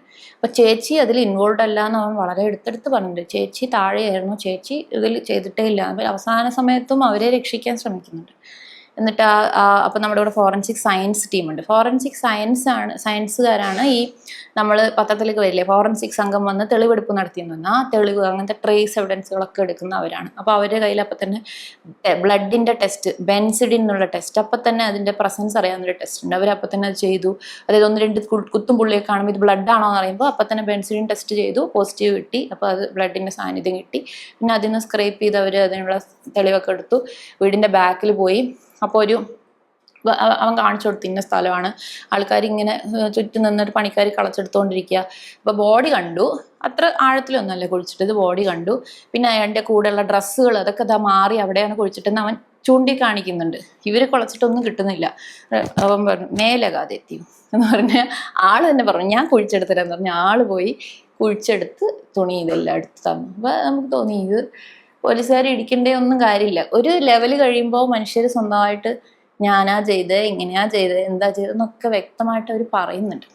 അങ്ങനെ ഒരു മർഡർ കേസിൻ്റെ ഒരു കാര്യങ്ങൾ ഇത് എത്ര പ്ലാൻ ചെയ്ത് പറഞ്ഞ് നമ്മൾ പറയില്ലേ, ഇത് നോ പെർഫെക്റ്റ് ക്രൈം. എങ്ങനെ ചെയ്താലും അവസാനം ചിലപ്പോഴൊക്കെ അവിടെ എവിടെയെങ്കിലുമൊക്കെ ആയിട്ട് അത് പൊളിയും. അല്ലെങ്കിൽ നമ്മുടെ ഉള്ളിൽ അത് കൊണ്ടു നടക്കാൻ പറ്റാതെ അവർ തന്നെ അത് പുറത്തേക്ക് പറയുകയും ചെയ്യും. പിന്നെ ഉള്ളത് വെടിവെപ്പിൻ്റെ കേസുകൾ. അത് വളരെ നമ്മുടെ നാട്ടിൽ വളരെ കുറവാണ്. സൗത്തിലേക്ക് വളരെ കുറവാണ്. നോർത്ത് ഇന്ത്യയിൽ അവിടെയൊക്കെയാണ് അധികമായിട്ട് ഇത് വരുന്നത്. നമ്മുടെ നാട്ടിൽ ഈ നാടൻ തോക്കിൽ നിന്നുള്ള ഈ വേട്ടയ്ക്കൊക്കെ ഇങ്ങനെ പന്നിയെ വെടിവെക്കാൻ അങ്ങനെ കൊണ്ടുവന്ന നാടൻ തോക്കിൽ നിന്നുള്ള വെടിവെപ്പ് അങ്ങനത്തെ കേസുകളൊക്കെയാണ് വരുന്നത്. ഒരു കേസിലുള്ളത് ഒരു ജീനിയസ് ആയ ഒരു മനുഷ്യൻ്റെ ആത്മഹത്യ. ആള് എന്തൊക്കെയോ സയന്റിഫിക് കണ്ടുപിടുത്തങ്ങൾ നടത്തിയ ആളാണ്. അയാൾ തോക്ക് പോലെ ഒരു സാധനം സ്വന്തം കണ്ടുപിടിച്ച് ഉണ്ടാക്കി. എന്നിട്ട് അതുകൊണ്ട് സ്വയം വെടിവെച്ച് മരിച്ചു. അത് ഭയങ്കര ട്രാജിക്കായൊരു സംഭവം. കാരണം എന്തുകൊണ്ടോ അയാൾക്ക് മുന്നോട്ട് വരാൻ പറ്റാത്തതിലെ വിഷമം എന്താണെന്നറിയില്ല. ഒരു കണ്ടുകഴിഞ്ഞ് നമുക്ക് തോക്കാന്നൊന്നും തോന്നില്ല, എന്തോ ഒരു രൂപമാണ്. പക്ഷെ അതിൽ നിന്ന് കൃത്യമായി ഫയർ ചെയ്ത് നെറ്റിയുടെ നടുക്കിൽ കൂടെ കടന്നുപോയി, പുറത്തേക്ക് വരെ പോയി. അങ്ങനെ ത്രൂ ആൻഡ് ത്രൂ ആയിരുന്നു. ഇതിൽ കൂടെ പോയി അതിൽ കൂടെ വന്ന ഒരു ബുള്ളറ്റ് ഇഞ്ചുറി ആയിട്ട്. ശരിക്കും ബുള്ളറ്റ് ഒന്നും ആയിരുന്നില്ല. അങ്ങനെ ഒരു ഇഞ്ചുറി ആയിട്ട് മരിച്ചൊരു ആളുടെ ഒരു കേസുണ്ട്. പിന്നെ ഇതേപോലെ ഷോർട്ട് ഗണ്ണാണ് അധികവും. അതായത് പന്നിയൊക്കെ വെടിവെക്കാൻ ഉപയോഗിക്കുന്ന കുറേ മണി പെല്ലറ്റ്സ് ഇങ്ങനെ ചെതറി വരുന്ന പോലത്തെ ഷോർട്ട് ഗൺ, അല്ലാതെ നമ്മളെ റൈഫിളല്ല, ഒറ്റ ഉണ്ടയല്ല. അങ്ങനത്തെ കേസുകൾ ആദ്യം കണ്ടിട്ടുള്ളത്. കാരണം നാടൻ തോക്കിലേക്ക് അധികം അതാണുള്ളത്. അപ്പോൾ അതാവുമ്പോൾ നമുക്ക് ആ ഡിസ്പേർഷൻ, അതായത് എത്രത്തോളം ഇത് ചെതറിയിരിക്കുന്നതനുസരിച്ചാണ് എത്ര അടുത്തുനിന്നാണ് ഈ വെടി എന്നുള്ളത്, എത്ര അടുത്തുനിന്നാണ് വന്നത്. അപ്പോൾ ഇവർ പറയുന്ന കഥ എന്ന് പറഞ്ഞാൽ ആൾ ഇത്ര ദൂരെയായിരുന്നു, അപ്പോൾ അറിയാതെ എൻ്റെ കയ്യിൽ നിന്ന് വെടി പൊട്ടി, ഇതൊക്കെ ആയിരിക്കും പറയാം. അപ്പോൾ അല്ല, ഇയാൾ തൊട്ടടുത്ത് തന്നെ ആയിരുന്നോ, ഈ പറഞ്ഞത് കറക്റ്റാണോ, ഇതൊക്കെ നോക്കുന്നത് ആ ഡിസ്പേർഷനൊക്കെ വെച്ചാൽ. അങ്ങനെയുള്ള കേസുകൾ വരുമ്പോൾ വെടി കൊണ്ട കേസുകളൊക്കെ വരുന്ന സമയത്ത് ആദ്യം ബോഡി നമ്മൾ എക്സ്റേക്ക് കൊണ്ടുപോകും. ഒരു ഡെഡ് ബോഡിയെ എക്സ്റേക്ക് കൊണ്ടുപോകുന്ന സംഭവം അതാണ്. ഡെഡ് ബോഡിയെ എക്സ്റേക്ക് കൊണ്ടുപോകും. അപ്പോൾ അതിന് ലെറ്ററൊക്കെ എഴുതി നമ്മൾ കൊണ്ടുപോകും. അപ്പം ജീവനുള്ള മനുഷ്യരെയൊക്കെ മാറ്റിയിട്ട് ഇത് കയറ്റിക്കിടത്തും, ബോഡി കയറ്റിക്കിടത്തി എല്ലാ ഭാഗവും ഹോൾ ബോഡി എക്സ്റേ എടുക്കും. കാരണം ഇത് എവിടെയൊക്കെ ഈ പെല്ലറ്റുകൾ എവിടെയെങ്കിലും കിടക്കുന്നുണ്ടോ, ഇനി പൊട്ടാൻ ബാക്കിയുള്ള എന്തെങ്കിലും സാധനങ്ങൾ എക്സ്പ്ലോസീവ്സ് അകത്തുണ്ടോ, ഇതൊക്കെ നമുക്കറിയണം. അതൊക്കെ നോക്കി അത് എക്സ്റേ ഒക്കെ എടുത്തിട്ട് നമ്മൾ തിരിച്ചു വരണം. അപ്പോൾ അത് വെച്ച് നമുക്ക് ഇന്ന സാധനങ്ങൾക്ക് ഇന്നതൊക്കെ ഉണ്ട് എന്ന് അറിയാൻ പറ്റും. ചിലപ്പോൾ ഡിസെക്ട് ചെയ്ത് വരുമ്പോൾ എല്ലാ ഭാഗത്തും നമുക്ക് കിട്ടിക്കോളുന്നില്ല, അത് ചെതറിക്കിടക്കായിരിക്കും. അപ്പോൾ അങ്ങനെയുള്ള കേസുകൾ അത് പക്ഷെ വളരെ റെയറാണ്. പിന്നെ വെടിക്കെട്ട് പോലത്തെ അങ്ങനത്തെ ഈ അടുത്ത് വെടിക്കെട്ട് അപകടം ഉണ്ടായല്ലോ, ആ സമയത്ത് ഞാൻ അവിടെ ഇല്ലായിരുന്നു. ഭയങ്കര ദാരുണമായിരുന്നു എന്ന് പറഞ്ഞു. ആ കേസുകളെല്ലാം അവിടെയാണ് ചെയ്തത്. മെഡിക്കൽ കോളേജിൽ രാവും പകലും കേസുകൾ ചെയ്തെല്ലാം. അപ്പോൾ അത്തരം സന്ദർഭങ്ങളിൽ സാധാരണഗതിയിൽ പോസ്റ്റ്മോർട്ടത്തിൻ്റെ സമയം എന്ന് പറയുന്നത് രാവിലെ 8 മണി തൊട്ട് വൈകുന്നേരം 5 മണി വരെ. അതായത് മെഡിക്കോ ലീഗൽ കോഡ് എന്നൊന്ന് നമുക്കുണ്ട്. ഇന്ത്യയിൽ മൊത്തമായിട്ട് ഒരു IPCയോ BNS ഉള്ളൂ ഇതിനെക്കുറിച്ച് പറയുന്നത്. പക്ഷെ കേരളത്തിന് ഒരു കേരള മെഡിക്കോ ലീഗൽ കോഡ് ഉണ്ട്. അത് ഡോക്ടർ PB ഗുജറാൾ എന്ന് പറഞ്ഞ നമ്മുടെ ഫോറൻസിക് മെഡിസിൻ്റെ ഒരു ലെജൻഡറി ഫിഗർ ആയിട്ടുള്ള സാറും ഒക്കെയാണ് അത് മെയിനായിട്ട് രൂപകൽപ്പന ചെയ്തിട്ടുള്ളത്. അതിലെല്ലാം കൃത്യമായിട്ട് നമുക്കപ്പോൾ ഡോക്ടേഴ്സിന് എന്തെങ്കിലും സംശയം വരികയാണെങ്കിൽ, ഇപ്പോൾ പോസ്റ്റ്മോർട്ടം മാത്രമല്ല, ബാക്കി ഒരുപാട് മെഡിക്കോ ലീഗൽ വർക്കുകളുണ്ട്. ഇപ്പോൾ ഒരു sexual assault, sexual offence, rape, അതിൻ്റെ സർവൈവറായിട്ടുള്ള ഒരു പെൺകുട്ടിയോ ഒരു സ്ത്രീയോ വരുമ്പോൾ അവരെ എങ്ങനെ പരിശോധിക്കണം, എന്തൊക്കെ ചെയ്യണം, ഇതൊക്കെ നമുക്ക് എല്ലാ ഡോക്ടർമാർക്കും അതിൽ എല്ലാ സമയത്തും പരിശീലനം ഇല്ല. അപ്പോൾ അങ്ങനത്തെ സംശയങ്ങൾ വരുമ്പോൾ നമുക്ക് ഇത് നോക്കാം. കേരള മെഡിക്കോ ലീഗൽ കോഡ്, അതിൽ വ്യക്തമായിട്ട് അതിൻ്റെ ഫോമുകളുണ്ട്, എന്തൊക്കെ സാമ്പിളുകൾ കളക്ട് ചെയ്യണം, എങ്ങനെ ചെയ്യണം, എല്ലാം ഉണ്ട്. അതേപോലെ വൂണ്ട് സർട്ടിഫിക്കറ്റ്, എന്തൊരു പരിക്ക് പറ്റിയിട്ട് വന്നാലും ഒരു ഡോക്ടർ ഒരു വൂണ്ട് സർട്ടിഫിക്കറ്റ് എഴുതും.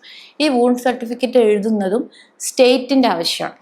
നമ്മൾ പറഞ്ഞില്ലേ പോസ്റ്റ്മോർട്ടം സ്റ്റേറ്റിൻ്റെ ആവശ്യം എന്ന് പറഞ്ഞ പോലെ, ഇപ്പോൾ എനിക്ക് ഒരാളുമായിട്ട്, അത് ഗുജറാൾ സാറ് തന്നെ പറയുന്ന കഥയാണ് കേട്ടോ, ഞാൻ അതേ ഉദാഹരണം തന്നെ സാറെ ഓർത്തോണ്ട് ഞാൻ അതേ ഉദാഹരണം എടുത്തുപയോഗിക്കുകയാണ്.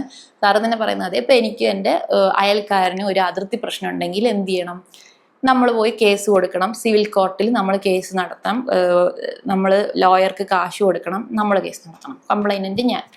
പക്ഷെ അതേസമയം ഇയാൾ എൻ്റെ കാല് തല്ലി ഓടിച്ചാൽ നമ്മൾ എന്ത് ചെയ്യണം? നമ്മളൊന്നും ചെയ്യണ്ട, ഹോസ്പിറ്റലിൽ പോയി കിടന്നാൽ മതി. ആര് കേസെടുക്കും? അല്ലെങ്കിൽ എന്ത് നടക്കും? നമ്മൾ പോലീസ് സ്റ്റേഷനിൽ പോകണ്ട, പോലീസ് എന്നെ വന്ന് കണ്ട് സ്റ്റേറ്റ്മെൻ്റ് എടുക്കും.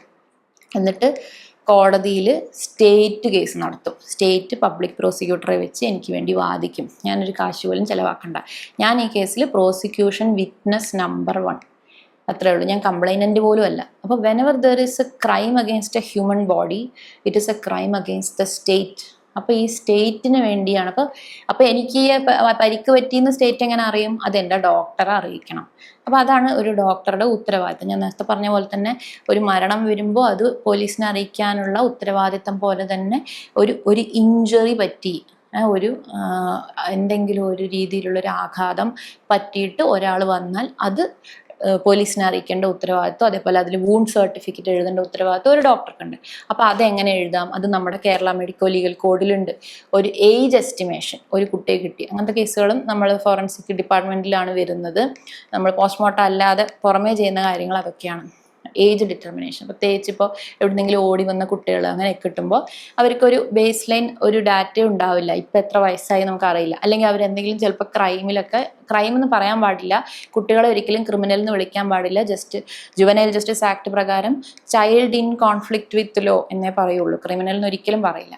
അപ്പം അങ്ങനെ ഒരു കുട്ടി എന്തെങ്കിലും ഇൻവോൾവ് ആണെങ്കിൽ ഇവനെ ഒരു കുട്ടിയായിട്ട് കണക്കാക്കണോ മുതിർന്നവനായിട്ട് കണക്കാക്കണോ എന്ന് അറിയണമെങ്കിൽ നമുക്കിത് അറിയണം, 18 വയസ്സായോ ഇല്ലയോ.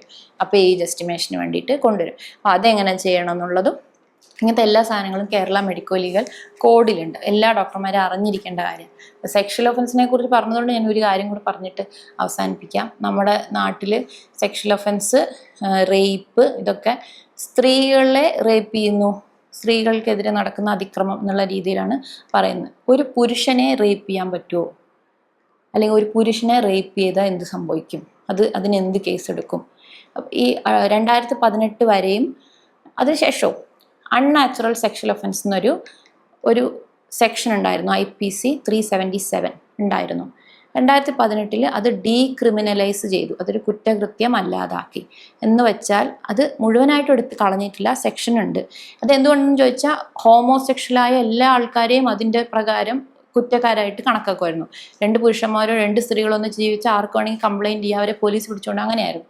അപ്പോൾ അത് അവരുടെ ഫണ്ടമെൻ്റൽ റൈറ്റ്സ്, നമ്മുടെ മൗലിക അവകാശങ്ങൾക്ക് എതിരാണ്. മനുഷ്യരുടെ right to freedom, right to equality, right to life with dignity, അതിനൊക്കെ എതിരായതുകൊണ്ട് ഇത് കുറ്റമല്ലാതാക്കി.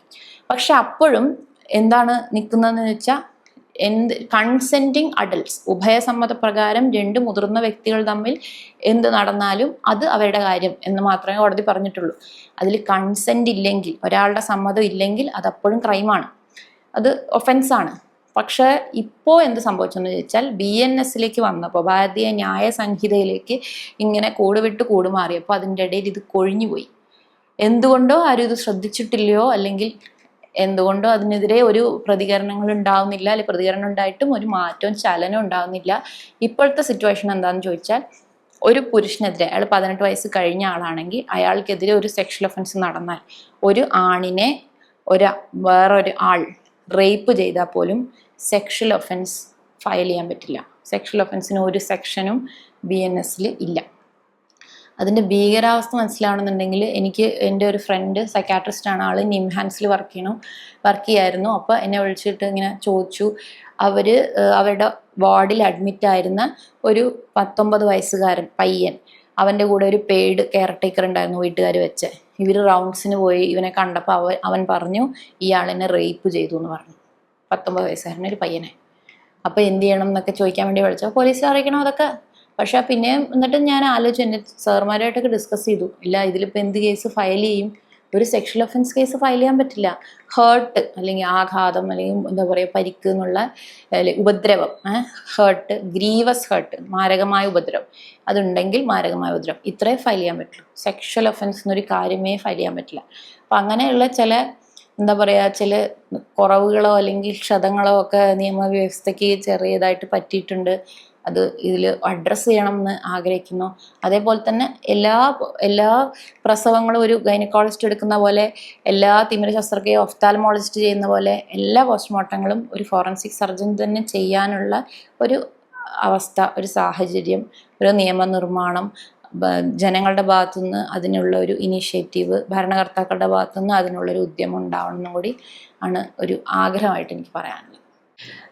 ഫോറൻസിക്കിലേക്ക് വരാൻ താല്പര്യമുള്ള യുവതലമുറയോട് അതായത് ഡോക്ടേഴ്സും ഉണ്ട്, ഡോക്ടേഴ്സ് അല്ലാത്തവരും ഉണ്ട്. ഒരുപാട് കുട്ടികൾ ഇപ്പോൾ +2 കഴിഞ്ഞിട്ട് ഫോറൻസിക് സയൻസ് പഠിക്കുന്നതിനെ കുറിച്ചിട്ട് അഭിപ്രായങ്ങൾ ചോദിക്കാറുണ്ട്.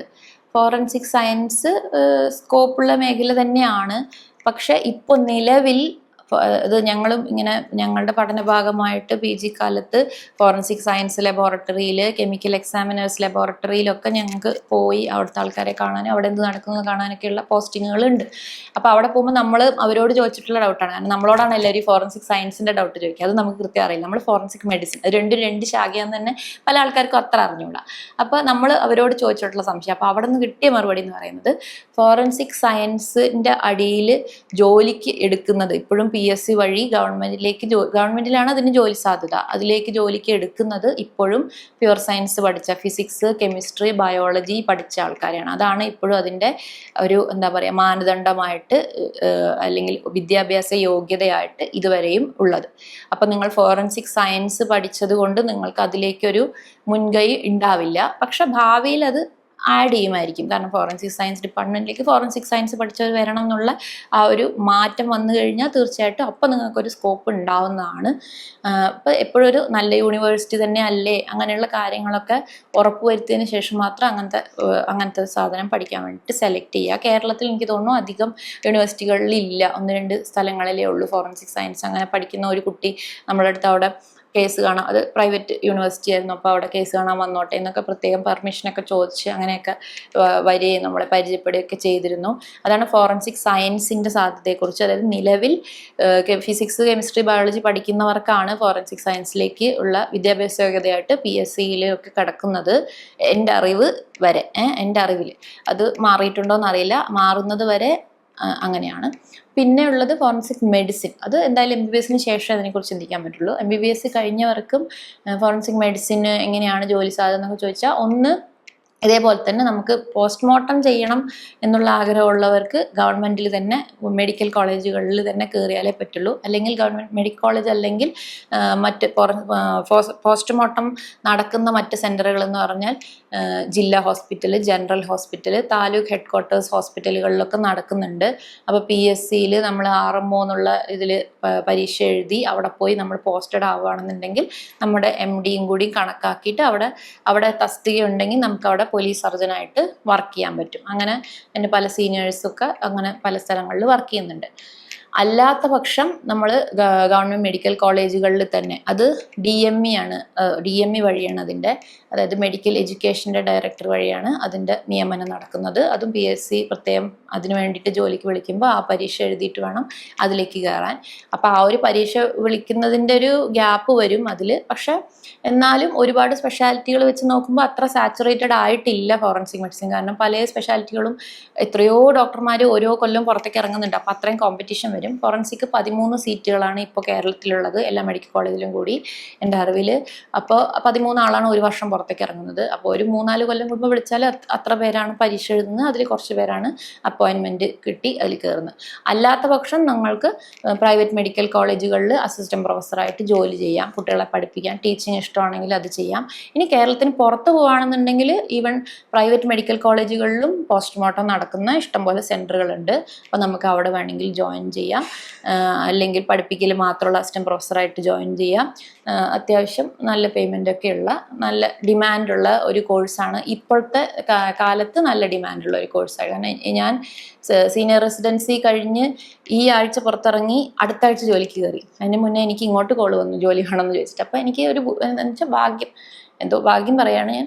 അങ്ങനെ ജോലി അന്വേഷിച്ച് നടക്കേണ്ട ബുദ്ധിമുട്ട് പോലും വന്നിട്ടില്ല. അപ്പോൾ അങ്ങനെ ഒരു ബുദ്ധിമുട്ട്, ജോലി കിട്ടാനുള്ള ബുദ്ധിമുട്ടൊന്നും വരില്ല. അതായത് doctors interested in getting into forensic medicine നിങ്ങളോട് പറയാണ്, അങ്ങനെ ഒരു ബുദ്ധിമുട്ട് വന്നിട്ടില്ല ഇപ്പോഴത്തെ സാഹചര്യത്തിൽ. ഇനി അത് സാച്ചുറേറ്റഡ് ആകുമ്പോൾ നമുക്ക് പറയാൻ പറ്റില്ല, പക്ഷേ ഇപ്പോൾ സാച്ചുറേറ്റഡ് അല്ല.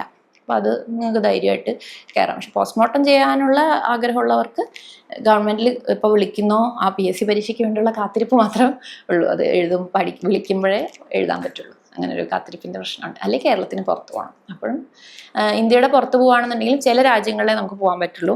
കാരണം അമേരിക്ക പോലുള്ള രാജ്യങ്ങളിലൊക്കെ അവിടുത്തെ സിറ്റിസൺസ് ആയിട്ടുള്ള ഡോക്ടേഴ്സിന് മാത്രമേ ഇങ്ങനത്തെ ജോലികൾ കിട്ടുള്ളൂ. കൊറോണേഴ്സ് ഇൻക്വസ്റ്റാണ് അവിടെ ചെയ്യുന്നത്. അതായത് ഡോക്ടർ തന്നെയാണ് ഇൻക്വസ്റ്റ് നടത്തുക. അപ്പോൾ അങ്ങനെയുള്ള സിസ്റ്റങ്ങൾ അത് ഓരോ രാജ്യം നമ്മൾ അന്വേഷിക്കണം. ഏതൊക്കെ രാജ്യങ്ങളിൽ ഞാനങ്ങനെ പുറത്ത് പോകാനുള്ളൊരു താല്പര്യം ഇല്ലാത്തതുകൊണ്ട് അത്ര കാര്യമായിട്ട് അന്വേഷിച്ചിട്ടില്ല. ചില ഗൾഫ് കൺട്രീസിലൊക്കെ പോകാൻ പറ്റുന്ന ആൾക്കാർ പറഞ്ഞു കേട്ടിട്ടുണ്ട്. ചില കൺട്രീസിൽ പോകാൻ പറ്റും, ചില കൺട്രീസിൽ അവിടെയുള്ളവരെ മാത്രമാണ് ഫോറൻസിക് ഡോക്ടറായിട്ട് നിയമിക്കുക. അപ്പോൾ അത് ഒന്ന് അന്വേഷിച്ചിട്ട് അതിലേക്ക് കടക്കുന്നതായിരിക്കും നല്ലത്. പിന്നെ ഒരു സ്ത്രീ എന്ന രീതിയിൽ പോസ്റ്റ്മോർട്ടം അല്ലെങ്കിൽ എന്താ പറയുക ഫോറൻസിക് എന്ന് പറഞ്ഞാൽ അതൊരു പുതുമയേ അല്ല. നമ്മുടെ രംഗത്തിൽ ഫോറൻസിക് മെഡിസിനിൽ ഇഷ്ടം പോലെ സ്ത്രീ രത്നങ്ങളുള്ള സ്ഥലമാണ്. എത്രയോ സീനിയറായിട്ടുള്ള മാഡംമാരൊക്കെ ഇഷ്ടം പോലെയുള്ളൊരു രംഗമാണ്. സത്യം പറഞ്ഞാൽ ഞാൻ ജോയിൻ ചെയ്യുമ്പോൾ ഫോറൻസിക് മെഡിസിനിൽ തൃശ്ശൂർ മെഡിക്കൽ കോളേജിൽ ഞങ്ങളുടെ ബാച്ചിൽ 3 ആളും പെൺകുട്ടികളാണ്. ഞങ്ങളുടെ സീനിയർ ബാച്ചിൽ 2 പെൺകുട്ടി 1 ആൺകുട്ടി. ഇങ്ങനെയാണ് നമ്മുടെ പ്രൊപ്പോർഷൻ. അതാണ് 3 സീറ്റാണെങ്കിൽ അതിൽ അധികം പല ബാച്ചുകളിലും 3 പേരും പെൺകുട്ടികളാണ്. അപ്പോൾ സ്ത്രീകൾ ഇഷ്ടം പോലെ കടന്നു വരുന്നുണ്ട്. അതെന്താ കാരണം എന്ന് വെച്ചാൽ MBBS തന്നെ കൂടുതലും പെൺകുട്ടികളാണ്. അപ്പോൾ ആ ഒരു ട്രെൻഡ് എല്ലാ PGയിലും ഇപ്പോൾ കൂടി സ്ത്രീകൾ ധാരാളം ഉണ്ട്. അതൊരു ബുദ്ധിമുട്ടേ അല്ല, അങ്ങനെ ഒരു വ്യത്യാസം അതിലില്ല. പിന്നെ നമ്മളങ്ങനെ രാത്രി ജോലി ചെയ്യണോ അങ്ങനത്തെ ഒരു കാര്യമില്ല. ഞാൻ പറഞ്ഞല്ലോ, മോർച്ചറി ഒരിക്കലും ഒരു പേടിക്കേണ്ട സ്ഥലമേ അല്ല. അതൊരു സേഫ് പ്ലേസ് ആണ്. അവിടെ അങ്ങനത്തെ ഒരു പ്രശ്നവും ഒരു സ്ത്രീ പുരുഷ വ്യത്യാസം അങ്ങനത്തെ ഒരു കാര്യങ്ങളും ഇല്ല. സാറുമാരുടെ ഇടയിലാണെന്നുണ്ടെങ്കിലും അങ്ങനെ ഗേൾസിന് ഇങ്ങനെ പറ്റുമോ അങ്ങനത്തെ ഒരു സംശയങ്ങളോ ഒരു പ്രശ്നങ്ങളോ ഇല്ല. ഒരു വ്യത്യാസം എനിക്കിതുവരെ ഫീൽ ചെയ്തിട്ടില്ല. ആർക്കും അങ്ങനെ എൻ്റെ കൂടെ ഉള്ളവർക്കോ ജോലി ചെയ്യുന്നവർക്കോ സീനിയേഴ്സിനോ ജൂനിയേഴ്സിനോ ആർക്കും അറ്റൻഡേഴ്സായിട്ടും ഇഷ്ടംപോലെ സ്ത്രീകളാണുള്ളത്. ഇതിനെല്ലാം കൂടെ നിൽക്കുന്ന എല്ലാം. അപ്പോൾ അത് അങ്ങനത്തെ ഒരു വിഷയമേ ഇല്ല. അതിനെക്കുറിച്ച് ചിന്തിക്കുകയേ വേണ്ട. അതാണ് എനിക്ക് പറയാനുള്ളത്.